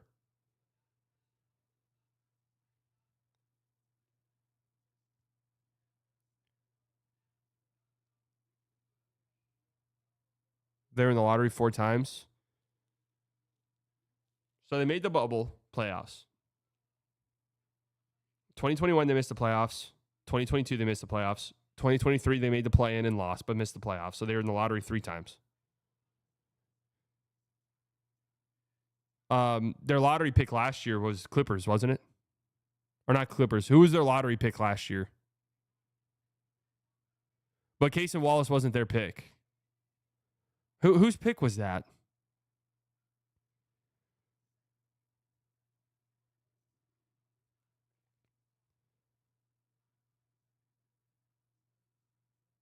No, guys, I know it was ours. I'm saying, who did they?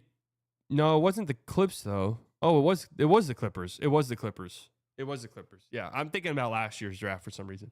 2 years ago. Yeah, it was the Clippers.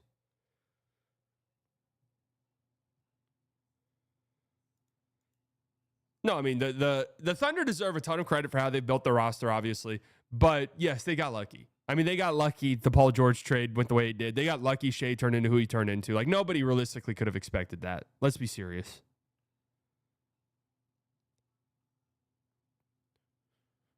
But yeah, they did not bottom out and tank. Even though it does, for some reason, it does feel like they did. Think Magic go all in for Jordan Poole? Who's that?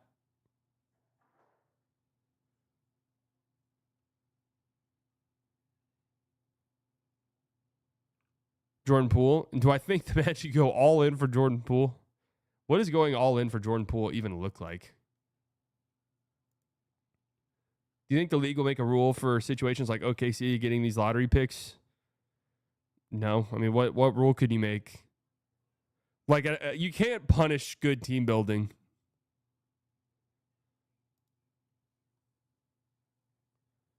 I don't know what rule you would make to change anything that's happened. The Presti rule. The Presti rule, guys. You can't be too good at team building.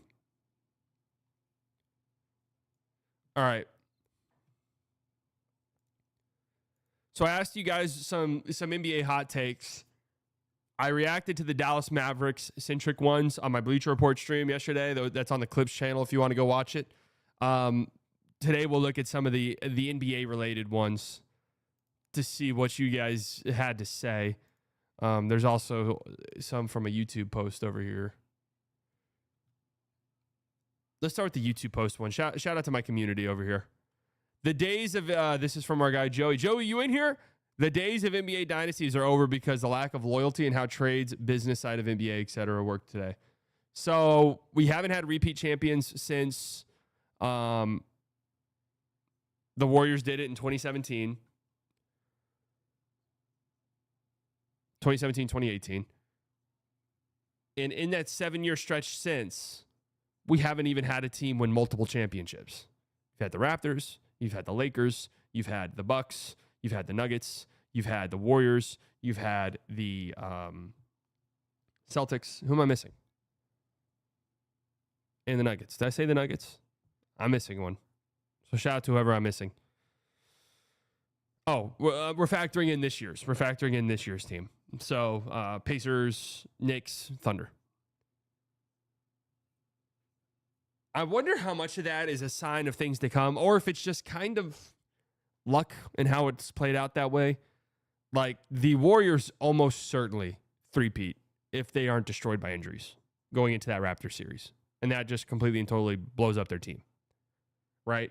I actually think there's a pretty strong case the Raptors repeat if Kawhi stays. Now, that kind of speaks to what Joey's saying, the lack of loyalty and stuff like that. There's a good argument the Celtics could have repeated, but they were going to be down 3-1 in that series to the Knicks, like without Tatum's injury. They were going to lose that game. So they were going to be down 3-1. Maybe you can make the argument they were good enough to come back in that series, but I don't know. The Lakers in 2021 looked poised to repeat, and then they just got destroyed by injuries. It's really been injuries. And I don't know if it's just been like this weird stretch of luck that we've had, bad luck, or if maybe it's a sign of, hey, these guys just get injured.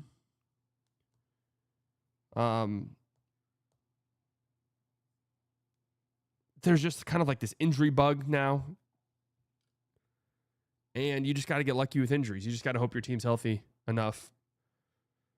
But yes, the business side of the NBA, the CBA and stuff, does seem to make it very difficult to build a team that can compete for 5, 6, 7 years. Those days do kind of feel like they're gone, unless you're incredibly smart. Now, I will say, and it's funny because I'm thinking about this, and we've said this about pretty much every team that's won recently, because I think it's been a while since we've had it. It was like when the Nuggets won, I was like, yep, they're poised to win forever. Like they're going to be a team that's winning for years to come. And now it kind of feels like they're on the verge of their window being weirdly close to being closed. Celtics, like last year, Celtics are the most clear-cut, obvious repeat favorites we've had in a long time.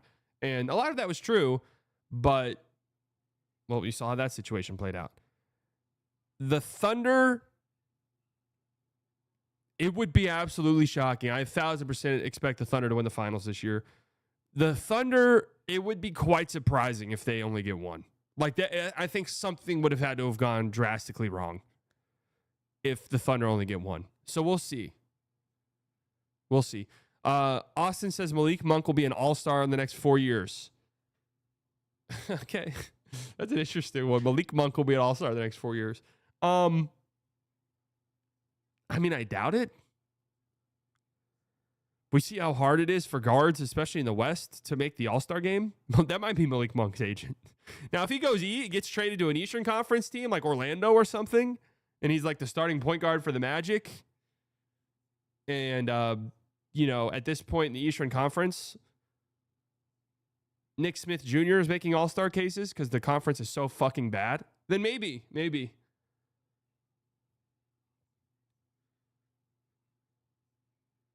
Caleb says the Wolves are going to ship out Rudy to clear up cap space.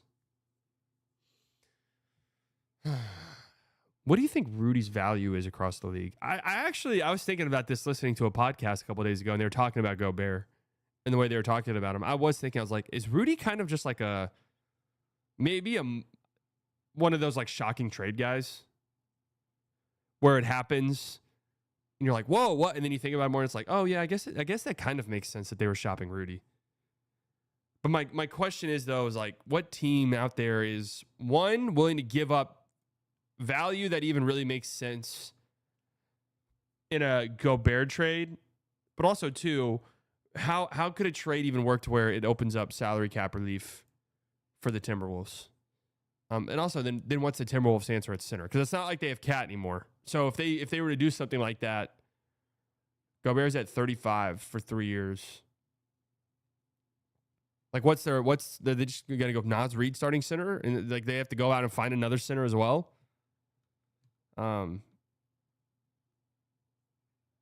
Yeah. Telling you last stream, Gobert to the Lakers. I mean, what does that even look like? Rudy to the Lakers would be. Yeah, I think Gobert. I think Gobert's just too important to what they have going on. You know, like if Cat were still on the team, maybe I could see it. Joey again. Luka will never win a chip. We've seen how hard it is to win a championship. Luka's 26. Like it feels so dismissive to just completely and totally write off him winning a championship at any point. I do think that the Lakers are in such an interesting spot. I think they're far away. Like I think a lot of things are going to have to go their way, but they are the Lakers and they fall ass forwards a lot of the times. But a lot of things have to go their way to build a legit championship contending team. Because look, the reality of the matter at hand is the Thunder are the class of the West now and for the very foreseeable, for the distant future. Like that, you have to stack yourself up to them, and the way this shit works, you'll get a year or two where it's like, oh yeah, remember Chet was dealing with that knee thing, and J-Dub was out, and Shea was out. Like that's gonna happen inevitably. Knock on wood, but that's just the truth. I don't. They lost in 5 games to a Timberwolves team that just got obliterated by the Thunder. I don't know. I really don't know. I think next year might just be a chalk year for them. They'll try to be good. But they do have a pathway to open up cap space pretty soon, though. Whatever that means in today's NBA. If the Spurs land Giannis, they'll make the Western Conference Finals next season. Yeah, I mean, that's possible. That's possible. Fox, Giannis, and Wemby. That's a pretty damn good team. Did you grow out of the city side that you say some country ass things? Wait, like what? I mean, I'm from Texas. I'll always say some country ass things. Wait, what did I say that was country? Yeah, I'm reading the hot takes.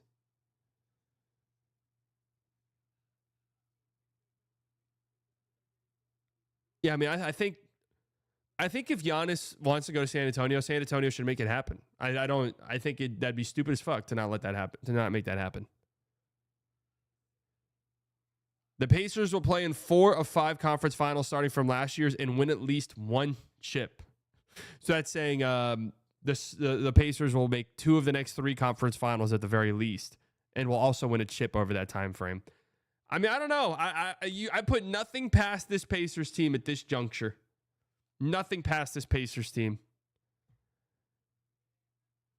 I seen a video about Wemby saying that he grew an extra 3.5 inches and should be 6'7", 7'7". I've seen that. I mean, yeah, the Pacers, and the thing is it does kind of feel like they're built for long-term success because they've got a couple young guys. Like I love, you guys know this. I love Jarris Walker, and they're gonna have to make some consolidation trades because they just have too many guys, and they're gonna have to pay. Like there's some guys who will be moved in the offseason. I also wouldn't be all that surprised. Like, remember, they took the swing for Siakam. That was a big deal. They took a swing on Halliburton. Like, I really wouldn't be that surprised if the Pacers make some big trade in the offseason. What that looks like, I'm not sure. But that really wouldn't shock me. That wouldn't shock me at all. I posted a Twitter take on hot take. No, I'll read Twitter hot takes here in a bit.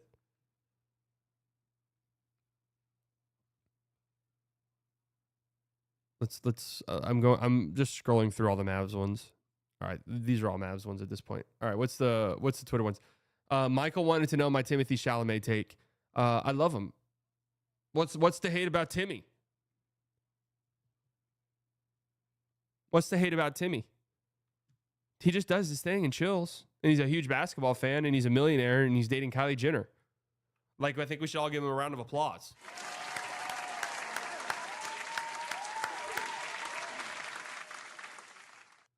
The Hoot Father said Jalen Brunson will never win a championship as the number one option. I'm on that Becky Hammond stuff. Now, it should be noted that this was before last night's game.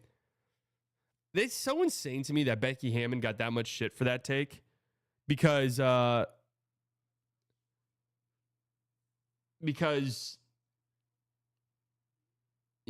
I don't think it's crazy to think that. The history of small guards winning championships is very... The list is very short. You're talking about Isaiah Thomas for the Pistons. I mean, even Steph Curry. Steph Curry's taller than Jalen Brunson. Like, you're talking a very small list of players. Dismissing a player entirely is wild, especially as a female. Doc, what does that even mean? What a strange chat. What does that even mean? Also, it's not like Becky Hammond is like one of the most respected basketball minds there is.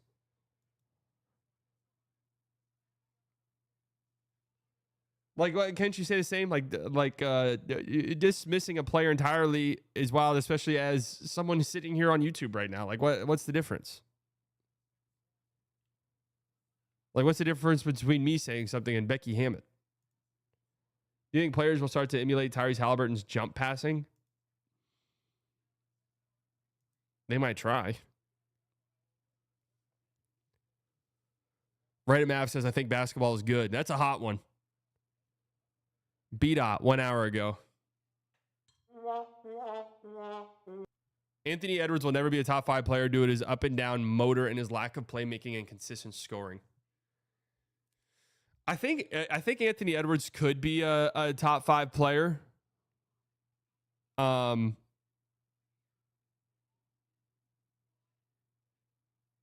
because that 5th player spot is pretty fucking wide open. But he is only 23. Like, it is kind of crazy. Ant's only 23 years old. It feels like we've had a lot of Anthony Edwards for him being as young as he is.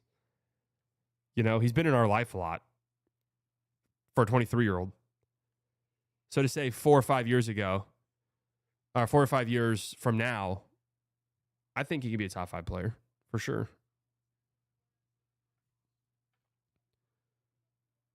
Giannis is not traded, but Dame is, says sports fan Jack.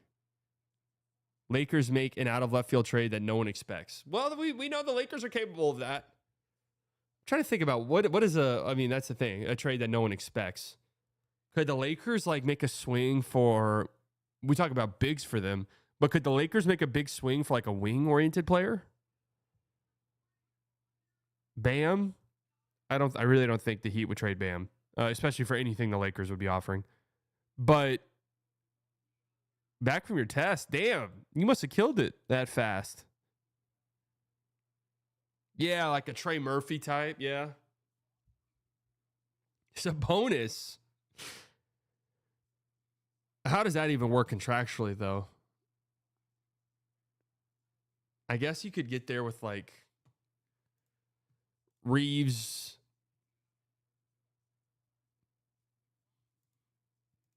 Rui. I mean, you could get there, I guess.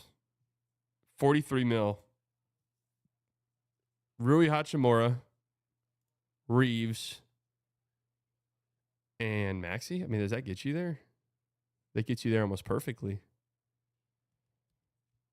That's such a shitty return. That's so shit. What picks do they have available to trade? 2023 and then like a swap. Porzingis is one. Porzingis is an interesting one, actually. I've thought about it. I've heard people suggest it, but I've thought about it a little bit because you could get there like Porzingis for Rui and then have Maxey sent to like Brooklyn for shit. That gets you there.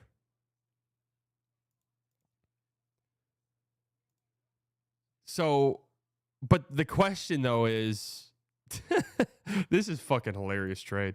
The question though is,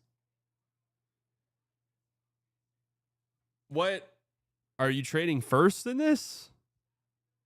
One,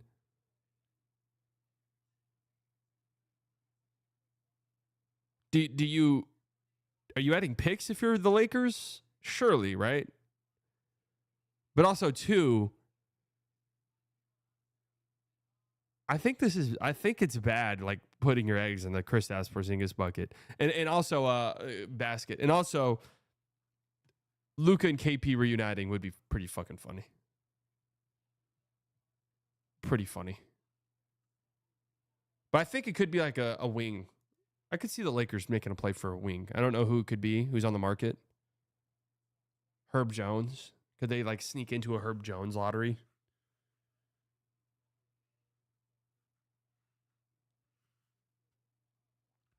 Thoughts on people named Gavin?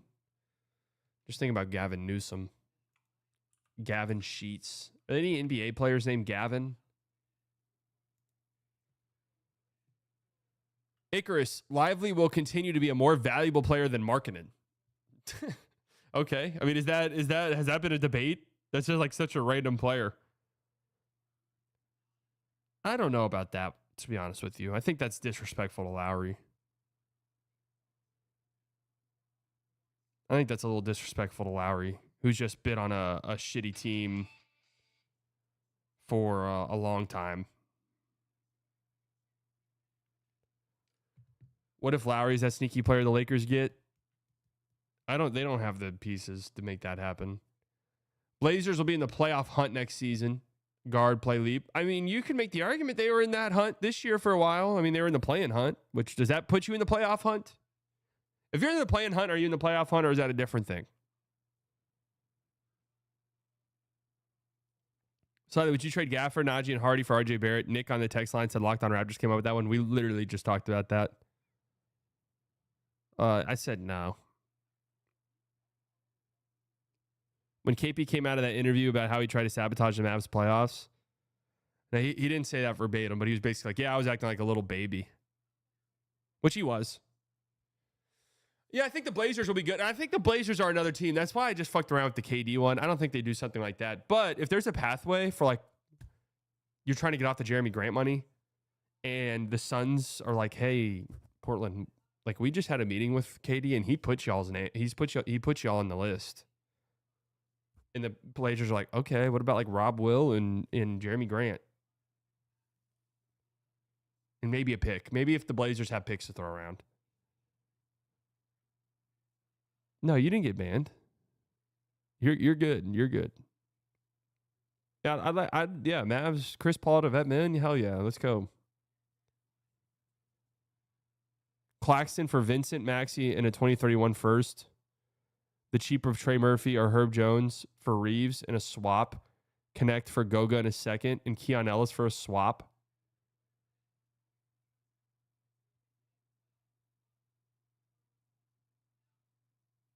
So in this make-believe fairy tale land world, the Lakers are ending their offseason with Trey Murphy, Nick Claxton, Goga, and Keon Ellis. All right.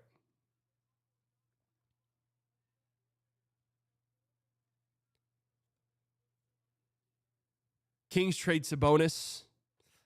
What does the Sabonis trade market even look like? You know what? Let's fire it up. Let's go. Trade proposals. players involved. It's a bonus. Let's see what our good friends over on Fanspo are cooking up today. Let's do top this week. All right, let's do it. Let's see. Go crazy. Go stupid. Sabonis to the Bulls. Oh, my God. Oh, my God. What the fuck? Okay. All right, so the Kings are blowing it up. Malik Monk to the Magic. Okay, there's almost too much going on for me to even process what I'm looking at. So the Magic are getting Anthony Simons, Vucevic, Malik Monk, and Thibault. The Blazers are getting Suggs, Herter, Isaac, Julian Phillips, and a future first. Oh, their own pick back. Their own next year. Damn, the Bulls have the Blazers pick next year? From what?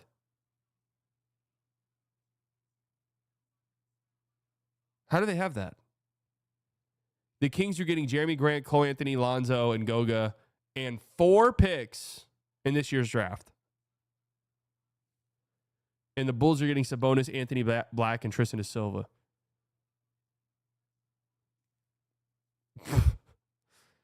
So I think we have a rare one. The Magic don't do this, correct?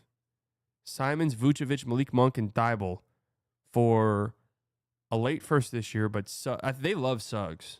Suggs, Isaac, Cole Anthony, and Goga, and Anthony Black, and Tristan da Silva. The Magic aren't doing that. The Blazers are getting off the Jeremy Grant contract.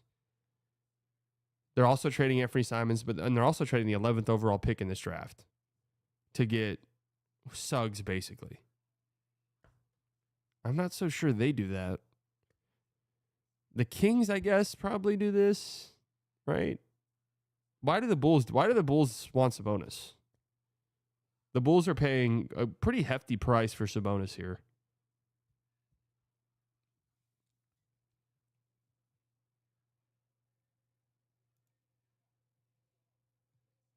But Sabonis to the Celtics. Here we go. This has 28 comments. Let's go. This one's probably juicy.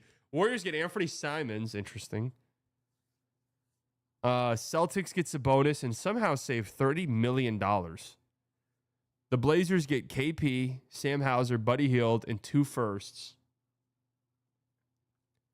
Kings get Drew, Robert Williams, Moody, and 2 firsts.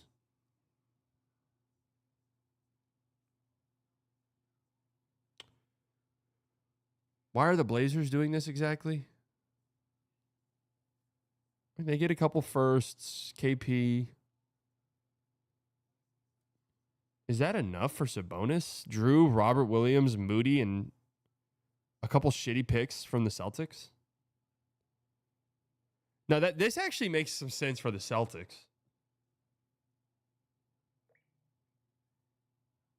Why would the Celtics say yes? Well, they're getting Sabonis, but they're also saving $29 million in this process.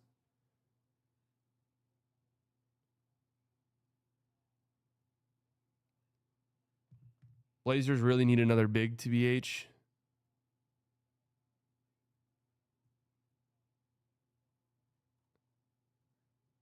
Okay. So basically, the point that we're trying to make is what the fuck does a Sabonis trade look like? Sabonis to the Heat. Oh, here we go. Here we go. Bam's on the Lakers. The Lakers get DeMar and Bam. Okay. The Heat gets Sabonis, Rui. The Heat get Sabonis, Rui, Gabe Vincent, Dalton Connect. The Kings get Terry Rozier, Austin Reeves, Max Kleba, Kyle Anderson, Jaime Jaquez in 3 picks. So the Lakers give up 1 pick in Reeves and Rui, and I guess Connect, and get Bam and DeMar. All right.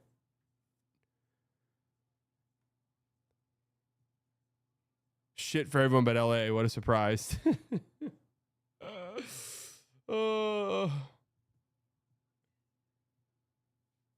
Like, where is Sabonis to New Orleans? Wait, who says no? Sabonis to the Nuggets. Kings get... All right, I already tell you the Kings say no. The Kings get Michael Porter Jr., Nick Claxton, and Peyton Watson. The Nets get DeMar, Zeke Naji, and a first. And the Nuggets gets a bonus. Hold on, I got to take this.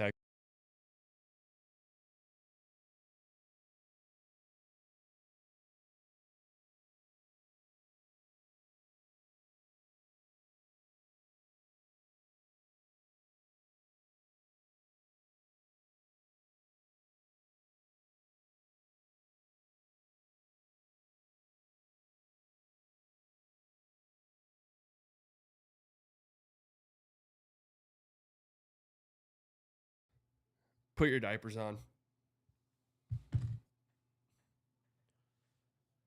That's all I'll say.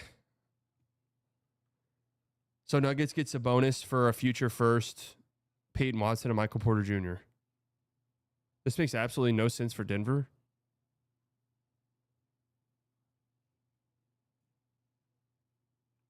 How would Sabonis and Jokic play alongside each other?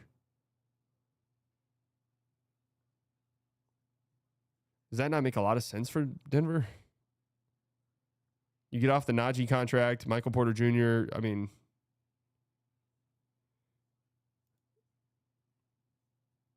all right. Well, I don't even know how we got to that.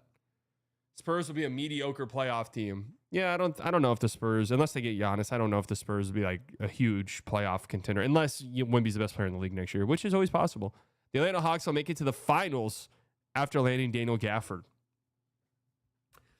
So if you guys remember, it's always been my Charlotte Hornets, but I've also always, not this year, but in years past, I've also always grossly overrated the Atlanta Hawks. Okay? I've always grossly done it entering seasons.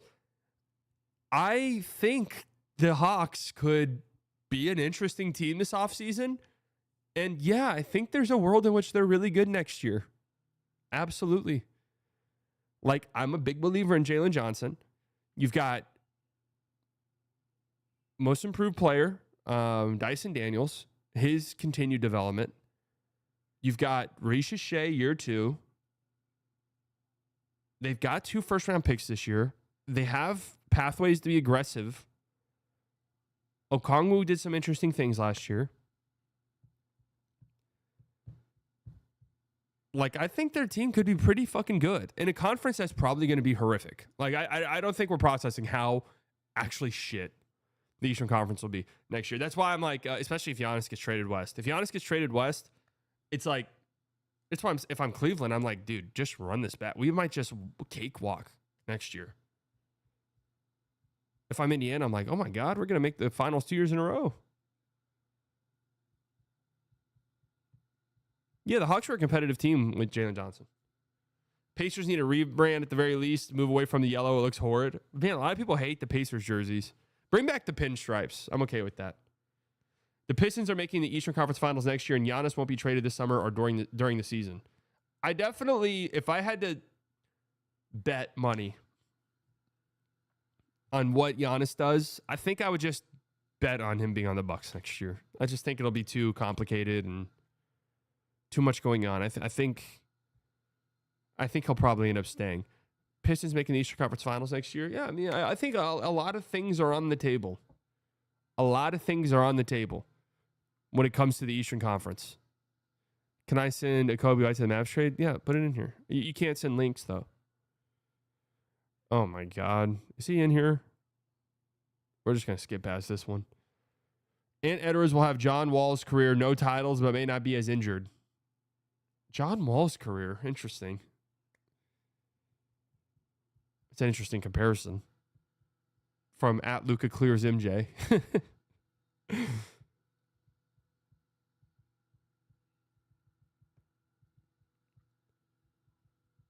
Who's more likely to get traded, Giannis or KD? Oh, KD getting traded feels like a foregone conclusion. Rockets Pistons is the next NBA Finals. That one's out there. Paul George in pick 3 gets traded for Lowry in pick 5. Jared McCain becomes an all-star. Oh, I did this yesterday. I think the league should implement a system that encourages owners to spend money to improve their team. For example, similar to how if you are above the second apron for 3 seasons in a 5-year period, your draft pick automatically drops to the last pick in the draft. If you are below a certain spending threshold 3 to 5 years in a row, your pick automatically falls to the bottom of the lottery.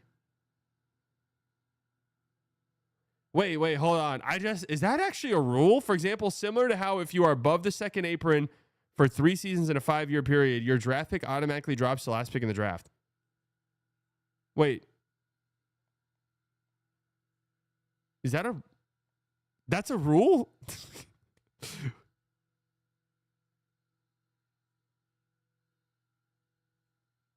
I actually did not know that.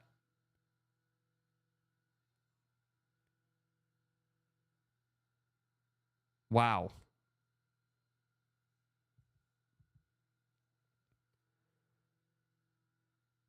And does that remain true if you've traded that pick?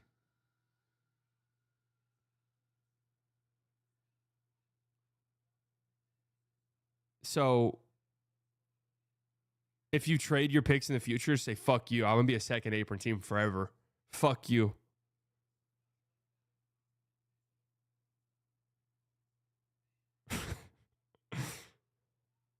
I'm going to trade you a pick, and guess what? Before my pick conveys, I'm going to be a second apron team 3 times.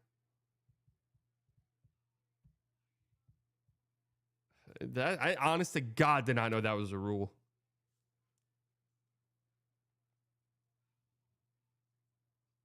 Interesting. Okay.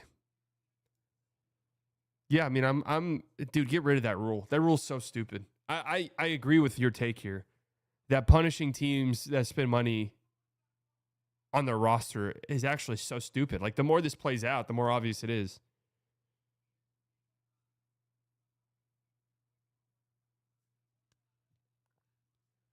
The Pacers are the Spurs dynasty reincarnated. I mean, they don't have a Tim Duncan. As much as I like Tyrese Halliburton, there's no way he's going to be a top 7 all-time player by the end of his career. Pacers over Thunder in 6 games. Indiana will limit their turnovers and hit enough threes to win it all in a shocker. Now, if I go look at our guy Dallas Nation's page, is he a hater of the Oklahoma City Thunder? What are your thoughts on my proposed rule pushing teams that don't spin on the roster? I think MLB should do it too.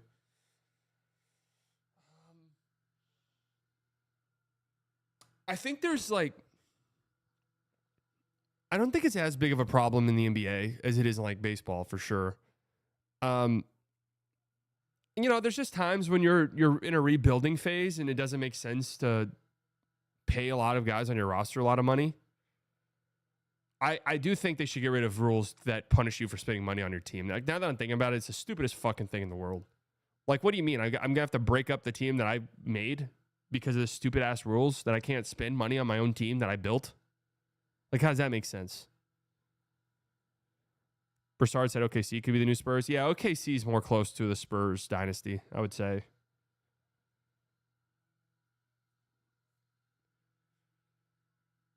Thunder for lifer. All right, so we got a Thunder fan here. The OKC team has the best chance at going back-to-back as champs with where the league is currently since the Warriors. This is exactly what we were talking about earlier. We've said this about every team that's won the championship in the last 7 years. The top 2 East teams will be forced to make moves due to the second apron, and most other teams are either not ready to contend, aren't good enough, or have serious injuries. I'm assuming when he says the top 2 East teams, I think he's talking about the Celtics and the Cavs. I don't think he's talking about the Knicks and the Pacers.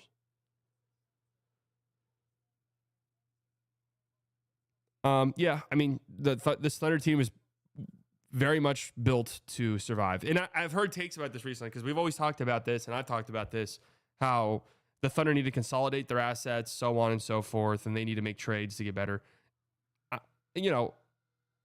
I still partially believe that, but it is clear and obvious that Presti and the Thunder are just kind of ahead of the curve. They just know where this league's headed. They understand how the salary cap rules and the second apron is going to dictate how teams are built for the foreseeable future. And they are putting themselves in a position very smartly to have avenues and pathways. To flesh out their roster outside of paying guys $30, $40, $50 million.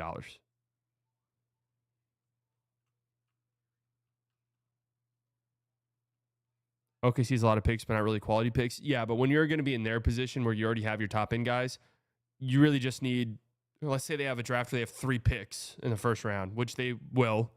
3 picks in the first round. If one of those guys hits, you're good. Like, that's it. You're good. One of those guys hits and is in your rotation, you're good. You've succeeded. That allows you to move off of Dort, maybe move off of Caruso in the future, Wiggins, Joe, Hartenstein, whatever.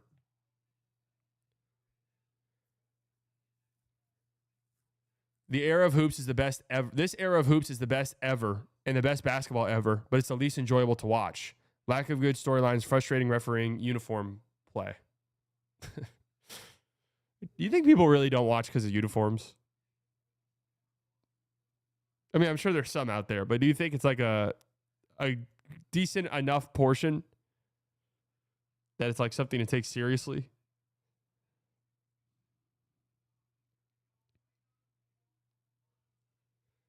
Their pick situation could also backfire. Teams know they don't have the roster spots to sign every rookie, so teams can almost force them to trade for cheap to let those picks go to waste. The thing, though, is like teams will always value picks. So if the Thunder say, hey, we can't draft 3 guys next year, we're trading 2 of these picks, like, come get them, there will be teams lining up. And that's all you need. You just need 2 teams to want them. And then you have a bidding war. That's it. Oh, uniform play equals everyone plays to say, oh, I'm a fucking idiot. I very much disagree with that stance that every team plays the same. I don't know how, I don't know how that can be your conclusion watching these teams play. Like, all 4 conference finals teams that we saw play entirely different brands of basketball. Like, entirely different.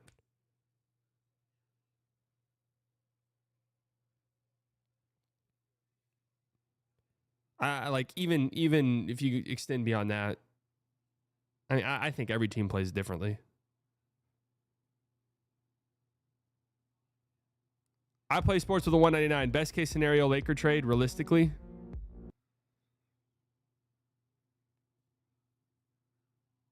I mean, I actually don't think Claxton would be that great for them.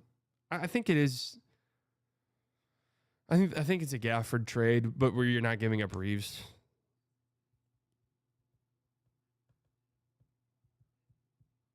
Like, I think that's it. Keep telling yourself that basketball ever bullshit.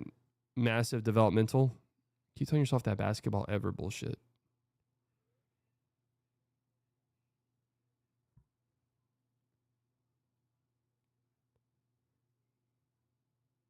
I don't know what that means. The lack of good storylines. I think that's possibly because we are in kind of a weird transition period in the league right now. Like, we're in a weird transition period. Yeah, ESPN obviously, but their league is in a transitional period, and it is kind of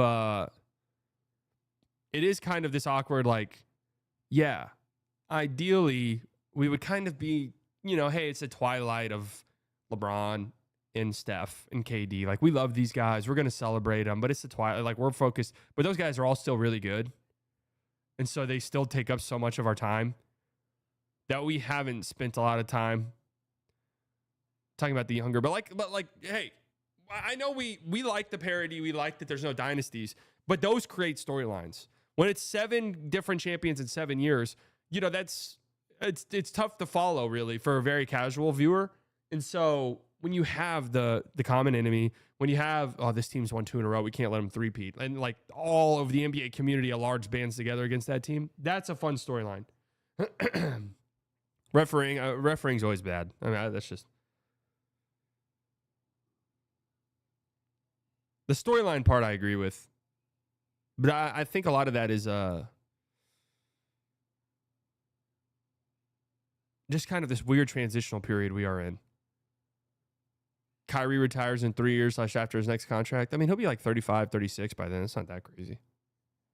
People saying finals, like a Pacers OKC finals, for example, is bad for the sport, when in reality it shows that as a small market, you can build a championship level roster with patience and good moves. Shows that now anyone can win a title and not just big markets. Agreed. And it's funny because this has always really kind of been the case. Like, you look at the history of the league, and I know it's the Lakers, right? But small markets have historically done pretty well in the NBA. Like, the Spurs built a dynasty. San Antonio is a big market. Don't get me wrong. But in terms of sports market, it's not very big. If that makes you don't consider San Antonio a big basketball, a big like NBA market. You've had teams like Denver, and again, we're talking about if you're a city that has a sports team, you're a big city. So when we say small market, but yeah, Milwaukee just won. Indiana's got a great chance to make the finals. OKC's probably going to win the finals.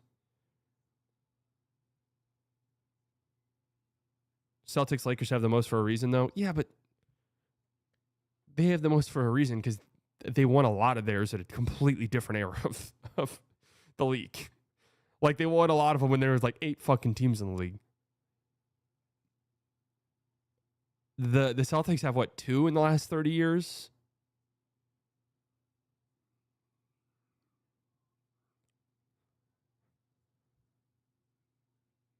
Yeah, I mean, if you have, realistically, a lot of it is luck. A lot of it is either drafting a superstar, transcendent level superstar, or getting one via a trade, and a homegrown one at that. How many did the Lakers have in the last 30 years? Back to 95, 6, right? Haven't they had 6 in the last 30 years? The 3-peat with Kobe and Shaq, Kobe's 2, and then the bubble one. So 6. Is that the most over that stretch? Has to be, right?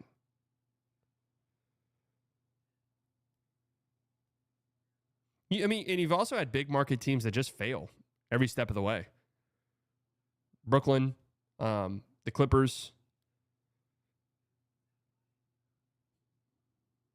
I mean, the Knicks have been pretty fucking terrible for the last 30 years. Philly.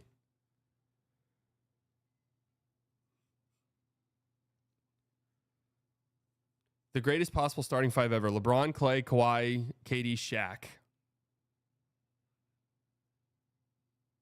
LeBron, Clay, Kawhi, KD, Shaq. I mean, that's a really good team. Best ever.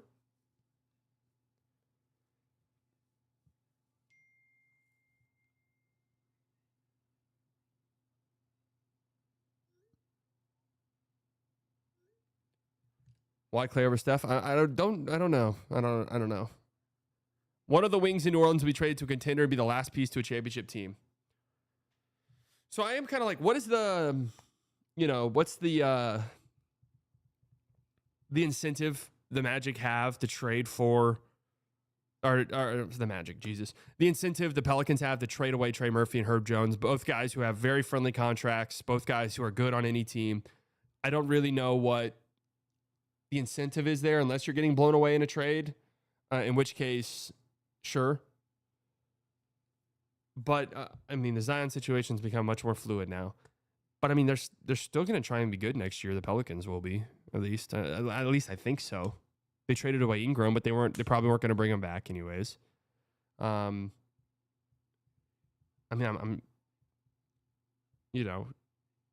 if some team wants CJ McCollum to get in, don't forget they have DeJounte Murray on their team. And that, I know it's easy to forget, but they do have DeJounte Murray. A team would give up 2 or 3 firsts for Herb. Yeah, I could see a team looking at Herb Jones and be like, I think that's the last guy we need.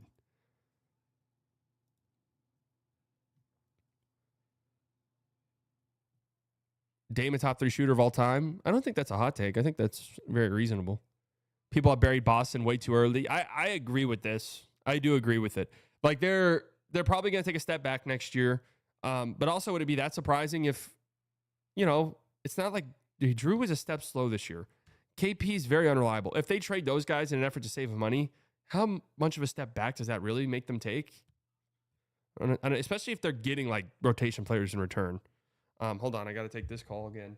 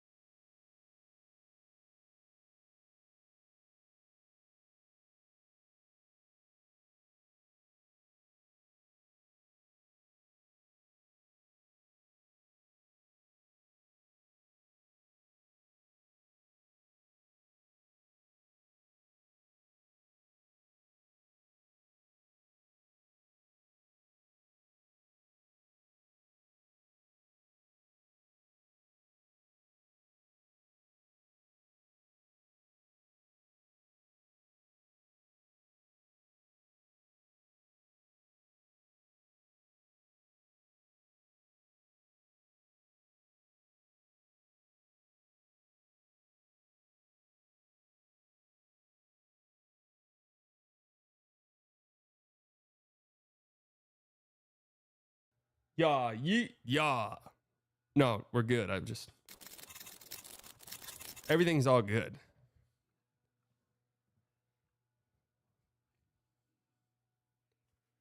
Everything's all good. It's just something. It's hat related. I'm having someone pick up the hats from the store, and having a difficult time finding a store. That's the problem. Danny Ainge is a bottom 5 GM in the league. The Jazz have done nothing besides draft in the mid-first round and get guys who suck and not meaningful change the direction of their franchise. Could have gotten a haul for Lowry and didn't move him, and they bottomed out anyways. Paul with the $2. Adam Silver looking for a second wire transfer.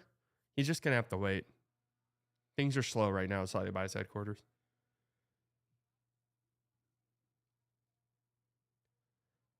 Danny Ainge is a bottom 5 GM in the league. This feels a little... I do think maybe it's a little overrated. Like, people talk about the Jazz. There was a time we were like, yeah, you're going to have to build teams like the Jazz and the Thunder. It's like the Jazz. It kind of goes back to what I was saying. Like, who are we talking about? Jeremy Grant. When the Pelicans or the Blazers had a chance to trade Jeremy Grant and didn't do it. I do kind of feel like Lowry still has a lot of value. But yes, when it was a couple years ago, I was like, teams would trade 5 first-round picks for Lowry. You should have just done it then. Like, realistically speaking. Bottom 5, though, is a little crazy. Portland will make the playoffs next year. I do think Portland will probably be a lot more aggressive than you expect this offseason, and they'll be a good team. Kyrie to the Lakers soon. We're still doing that? This is that Japanese soldier still fighting in the war meme right here. We're still doing that? OKC versus Pacers finals. OKC in 4. Could see that. The Hawks will be a top 3 team next year. Is that going to be the play? Is that going to be we're going to be all in on the Hawks? LeBron doesn't care about winning anymore. I think that's a little ridiculous to say. Schroeder's a Mav. I would love that. Lakers are the chicken nuggets of the NBA. Not sure I understand that. Fuck Shai Gilgeous-Alexander. Love you, Kyrie. Not a hot take, but Knicks overpaid for Mikal Bridges. They thought Mikal Bridges was the answer. And teams overpay when they think that. Anthony Davis is the best defender the league has ever seen. I respect it. The Mavs don't make it to the Western Conference Finals in 2022 without Davis Bertans and Frank Ntilikina.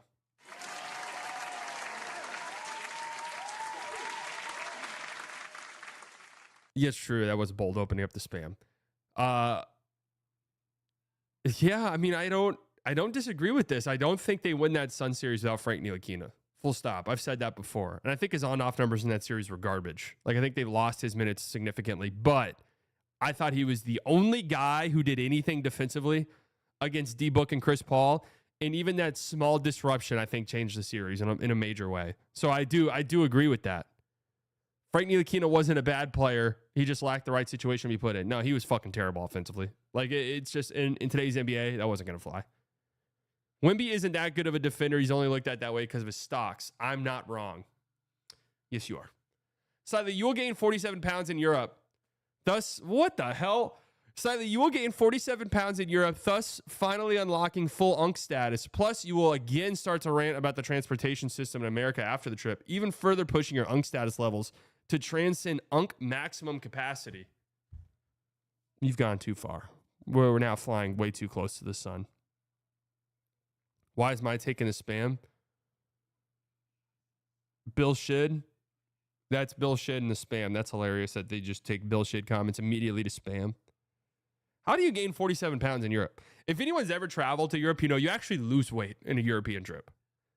Even if you eat a bunch, you lose weight on European trips because the food is prepped better, and you also walk a lot more because the cities are much more walkable, right? And you're doing touristy shit, to be fair.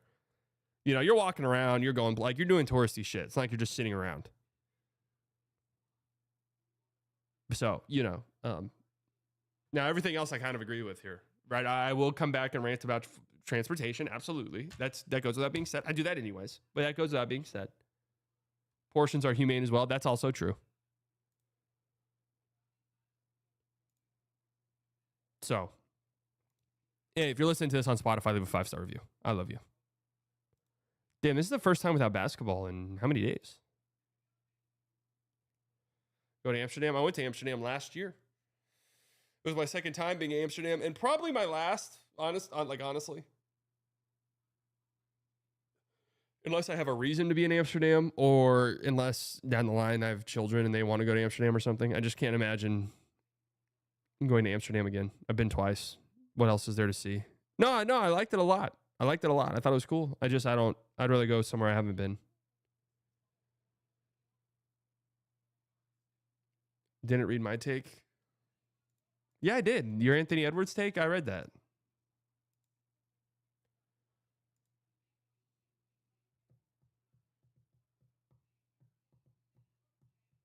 Go to Romania. They like people that are 5'8" with a patchy beard. What's that have to do with me?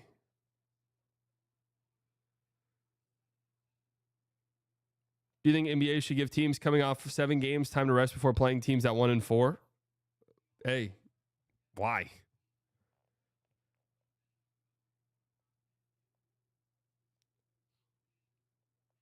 Been working in France for the last 5 months, spent some time around Europe, and I feel like the portion sizes are the same. I mean, it depends on where you are in the United States. If you're like, if you go to Cracker Barrel in the South, yeah, you're getting a ginormous ass fucking plate.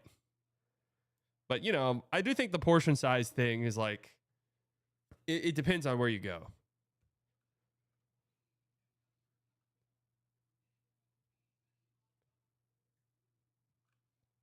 Depends on where you go for both. When you're in England, do a fish and chips mukbang. That would be stellar content. I could never in a million years do a mukbang. And it's not, I'm not even trying to do holier than thou. Like, I will never stoop to do content that low, although I do feel that way. But I just would be so self-conscious of eating on. I don't get how people do that. I'd be so self-conscious about eating on camera.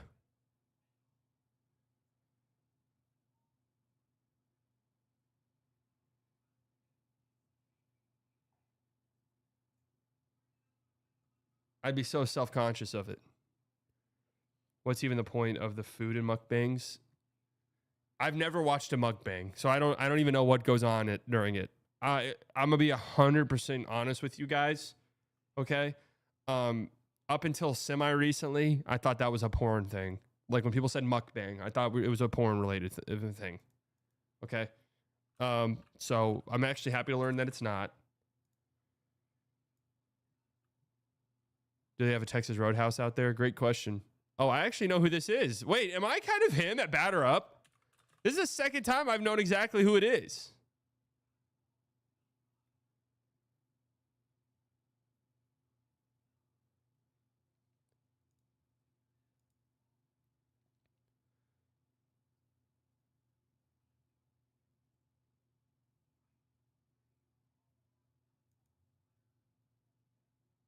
That's not Trey Murphy, is it? Mobley? Oh, yeah. Yeah, that's easy. I just saw the lengthiness. Last time I tried to sneak in this trade. All right, let's see it. Let's see it. Oh, shit. We talked about the Pacers game yet? Yeah, we did a little bit at the top.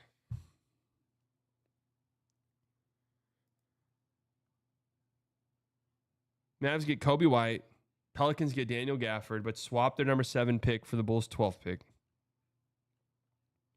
Bulls get Kelly Olynyk, Jane Hardy, Pelicans number 7 pick, and Dallas 2029 first. So the Mavs give up Gafford, Hardy, and a 29 first.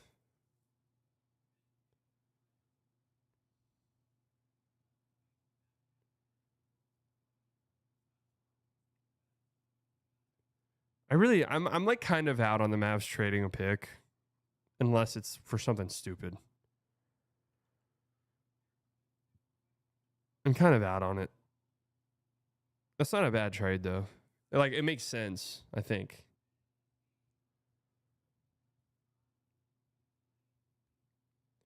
I actually think the Pelicans are coming out like bandits in that trade, by the way. Moving down 5 spots in the draft and getting Gafford. You still trading a first for AR? I think I would really think about it. All right, the hats have been picked up.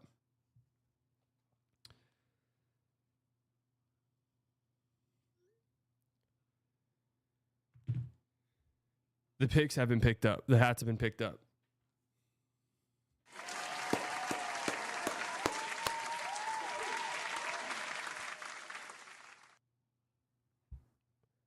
So just a quick little, like, while we're just yapping here, we're in the yap portion now.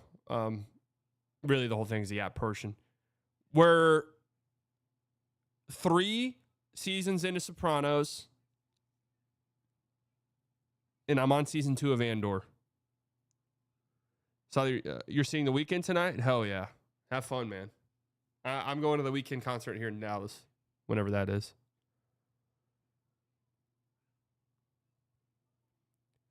I'm excited to get started on Sopranos season 3's peak.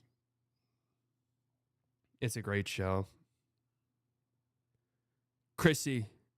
I don't know why I went with the Trump accent there. Chrissy just got made. Spoilers. I cannot do an Italian accent. I can't even come close to doing it. I'm not even going to try. What's your favorite show of all time? Succession.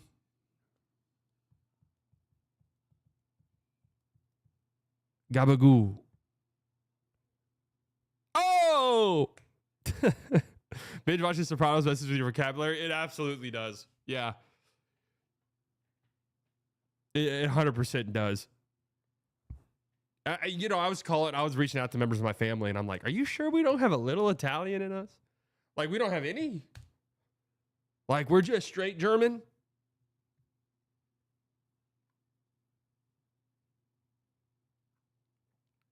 Like, really? We're German? We don't got any in us? Because, like, once you tell me I got a little Italian, then I'm going to go full-fledged, right? I'm going to go full-fledged, and I'm going to be like those YouTube videos where it's like, ex-Marine talks about this scene. I'm going to be there. I'm going to be doing that for Italian stuff. I'm like, yeah, that's true. That's what my family does. The scene with the gabagoo.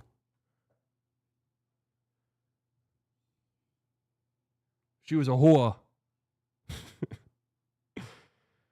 No, I haven't seen any Mission Impossible.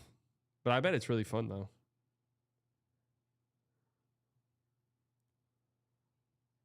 I bet Sally's had a little Italian in him. Eye emoji. What is that supposed to mean, huh? Little Italian sausage? I like Italian sausage. You look more German than Italian? Well, I am German.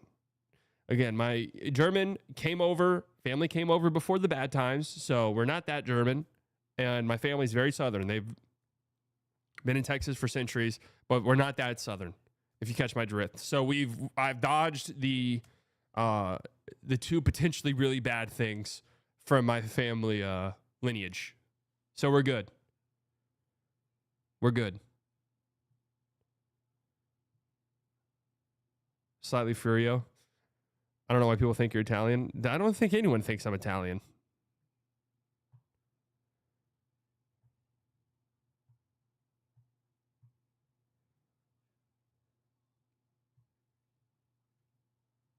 If you guys knew my last name, you would know I'm there's no doubt my lineage. My last name is very German, believe it or not.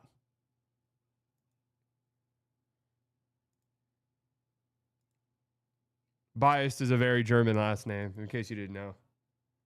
No, it's favorite type of pasta.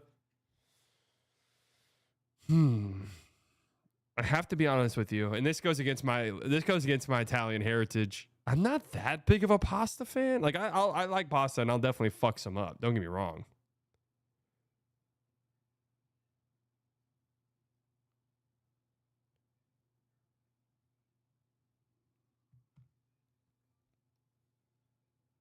Ravioli? No, not ravioli. Not ravioli. You know, I like vodka sauce. Any type of vodka sauce I like. SpaghettiOs don't count. Oh, all right. If SpaghettiOs don't count, I got to rethink things. I can probably look at my old Uber Eats orders at Italian restaurants. Man, I got to give myself a round of applause. I'm like almost never on Uber Eats. Round of applause. Have I ever ordered Italian food on Uber Eats? I'm looking at it right now.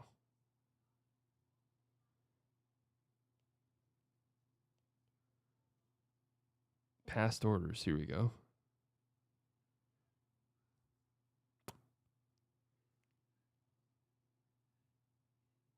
I'm not seeing any Italian places. Zio Al's Pizza and Pasta. Okay, pepperoni pizza. All right. Zio Al's Pizza and Pasta. Damn, I fucked this place up. I don't even know what this place is. All right, pizza. Okay, I got Italian Villa. Here we go. Mozzarella caprese.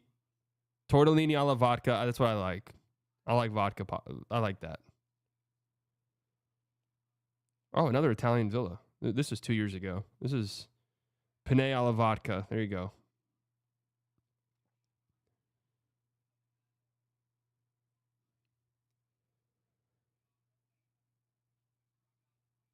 You like fish and chips? Honestly, not really.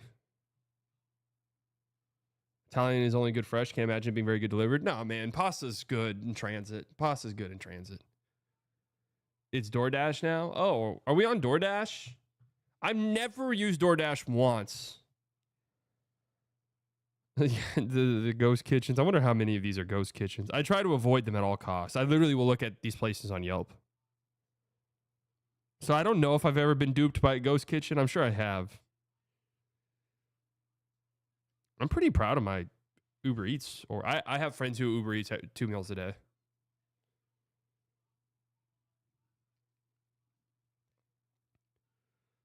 Luca and Nico.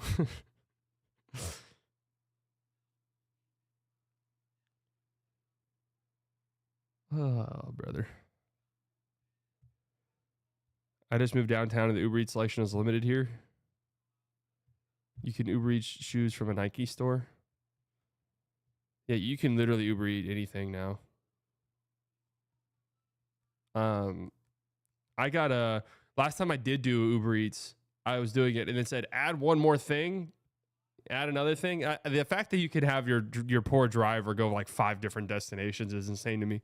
But order one more thing and it was an Oura ring. Those little Oura rings. I could have my guy stop at Best Buy to pick up an Oura ring.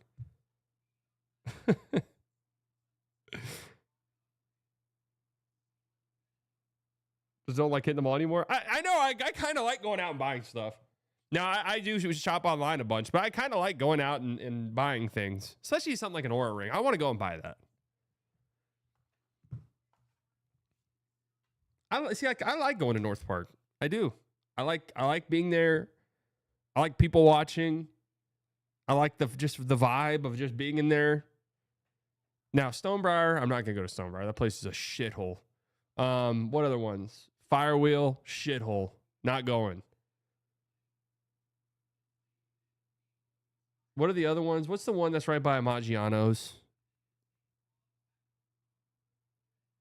Viewers are discussing their ethnic backgrounds and discussing their favorite types of pasta. Hell yeah. That's right. AI summary, baby. The Galleria. I'm okay with the Galleria, although it is a little bit of a fucking...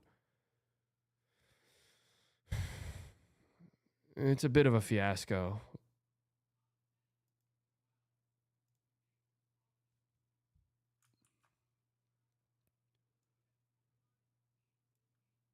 I'm actually sharing this AI summary.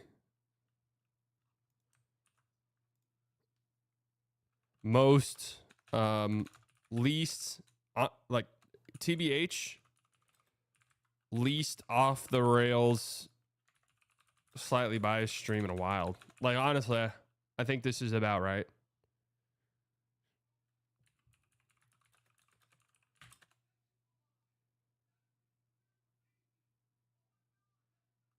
One guy unalived himself at the Galleria. How long ago was that? Because one of my best friend's dad was a police officer, and he was working when someone did that and had to go to it. But it was a long time ago.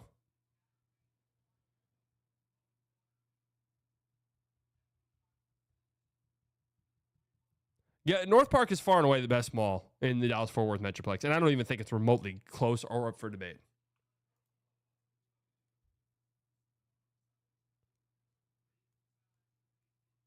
It's not even up for debate. It's by far the best.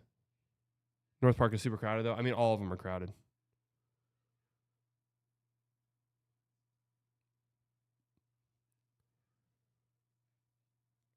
Their vibe is upscale. That's why. I like the layout of it, too. You know, I like the layout of it.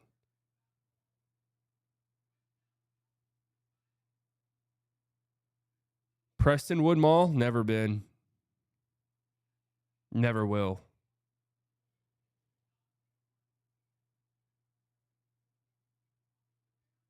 I went to South Plains Mall. You really kind of appreciate, it's so fucking dumb, but you kind of appreciate and maybe sleep on the level of shopping available to you in Dallas. It is one of the better shopping areas in the country, honest to God. When you go to like a Lubbock, Texas mall, it was culture shock. I'll just say that. I was like, what the fuck is this place? That mall's terrible.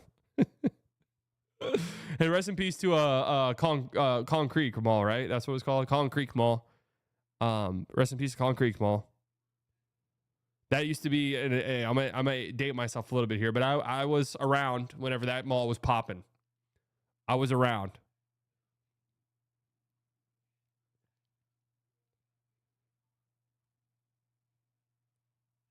No shame in my game. Yeah, the unction.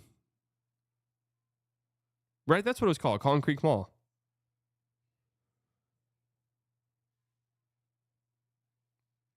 Town East Mall is a vibe. No, honestly, I've never been there.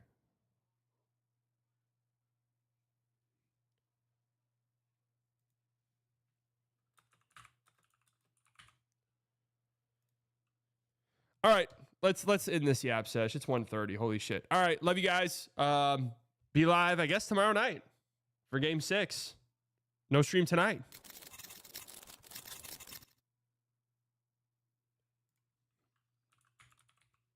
Oh, you're just kidding? All right. Thanks, Slightly Erect.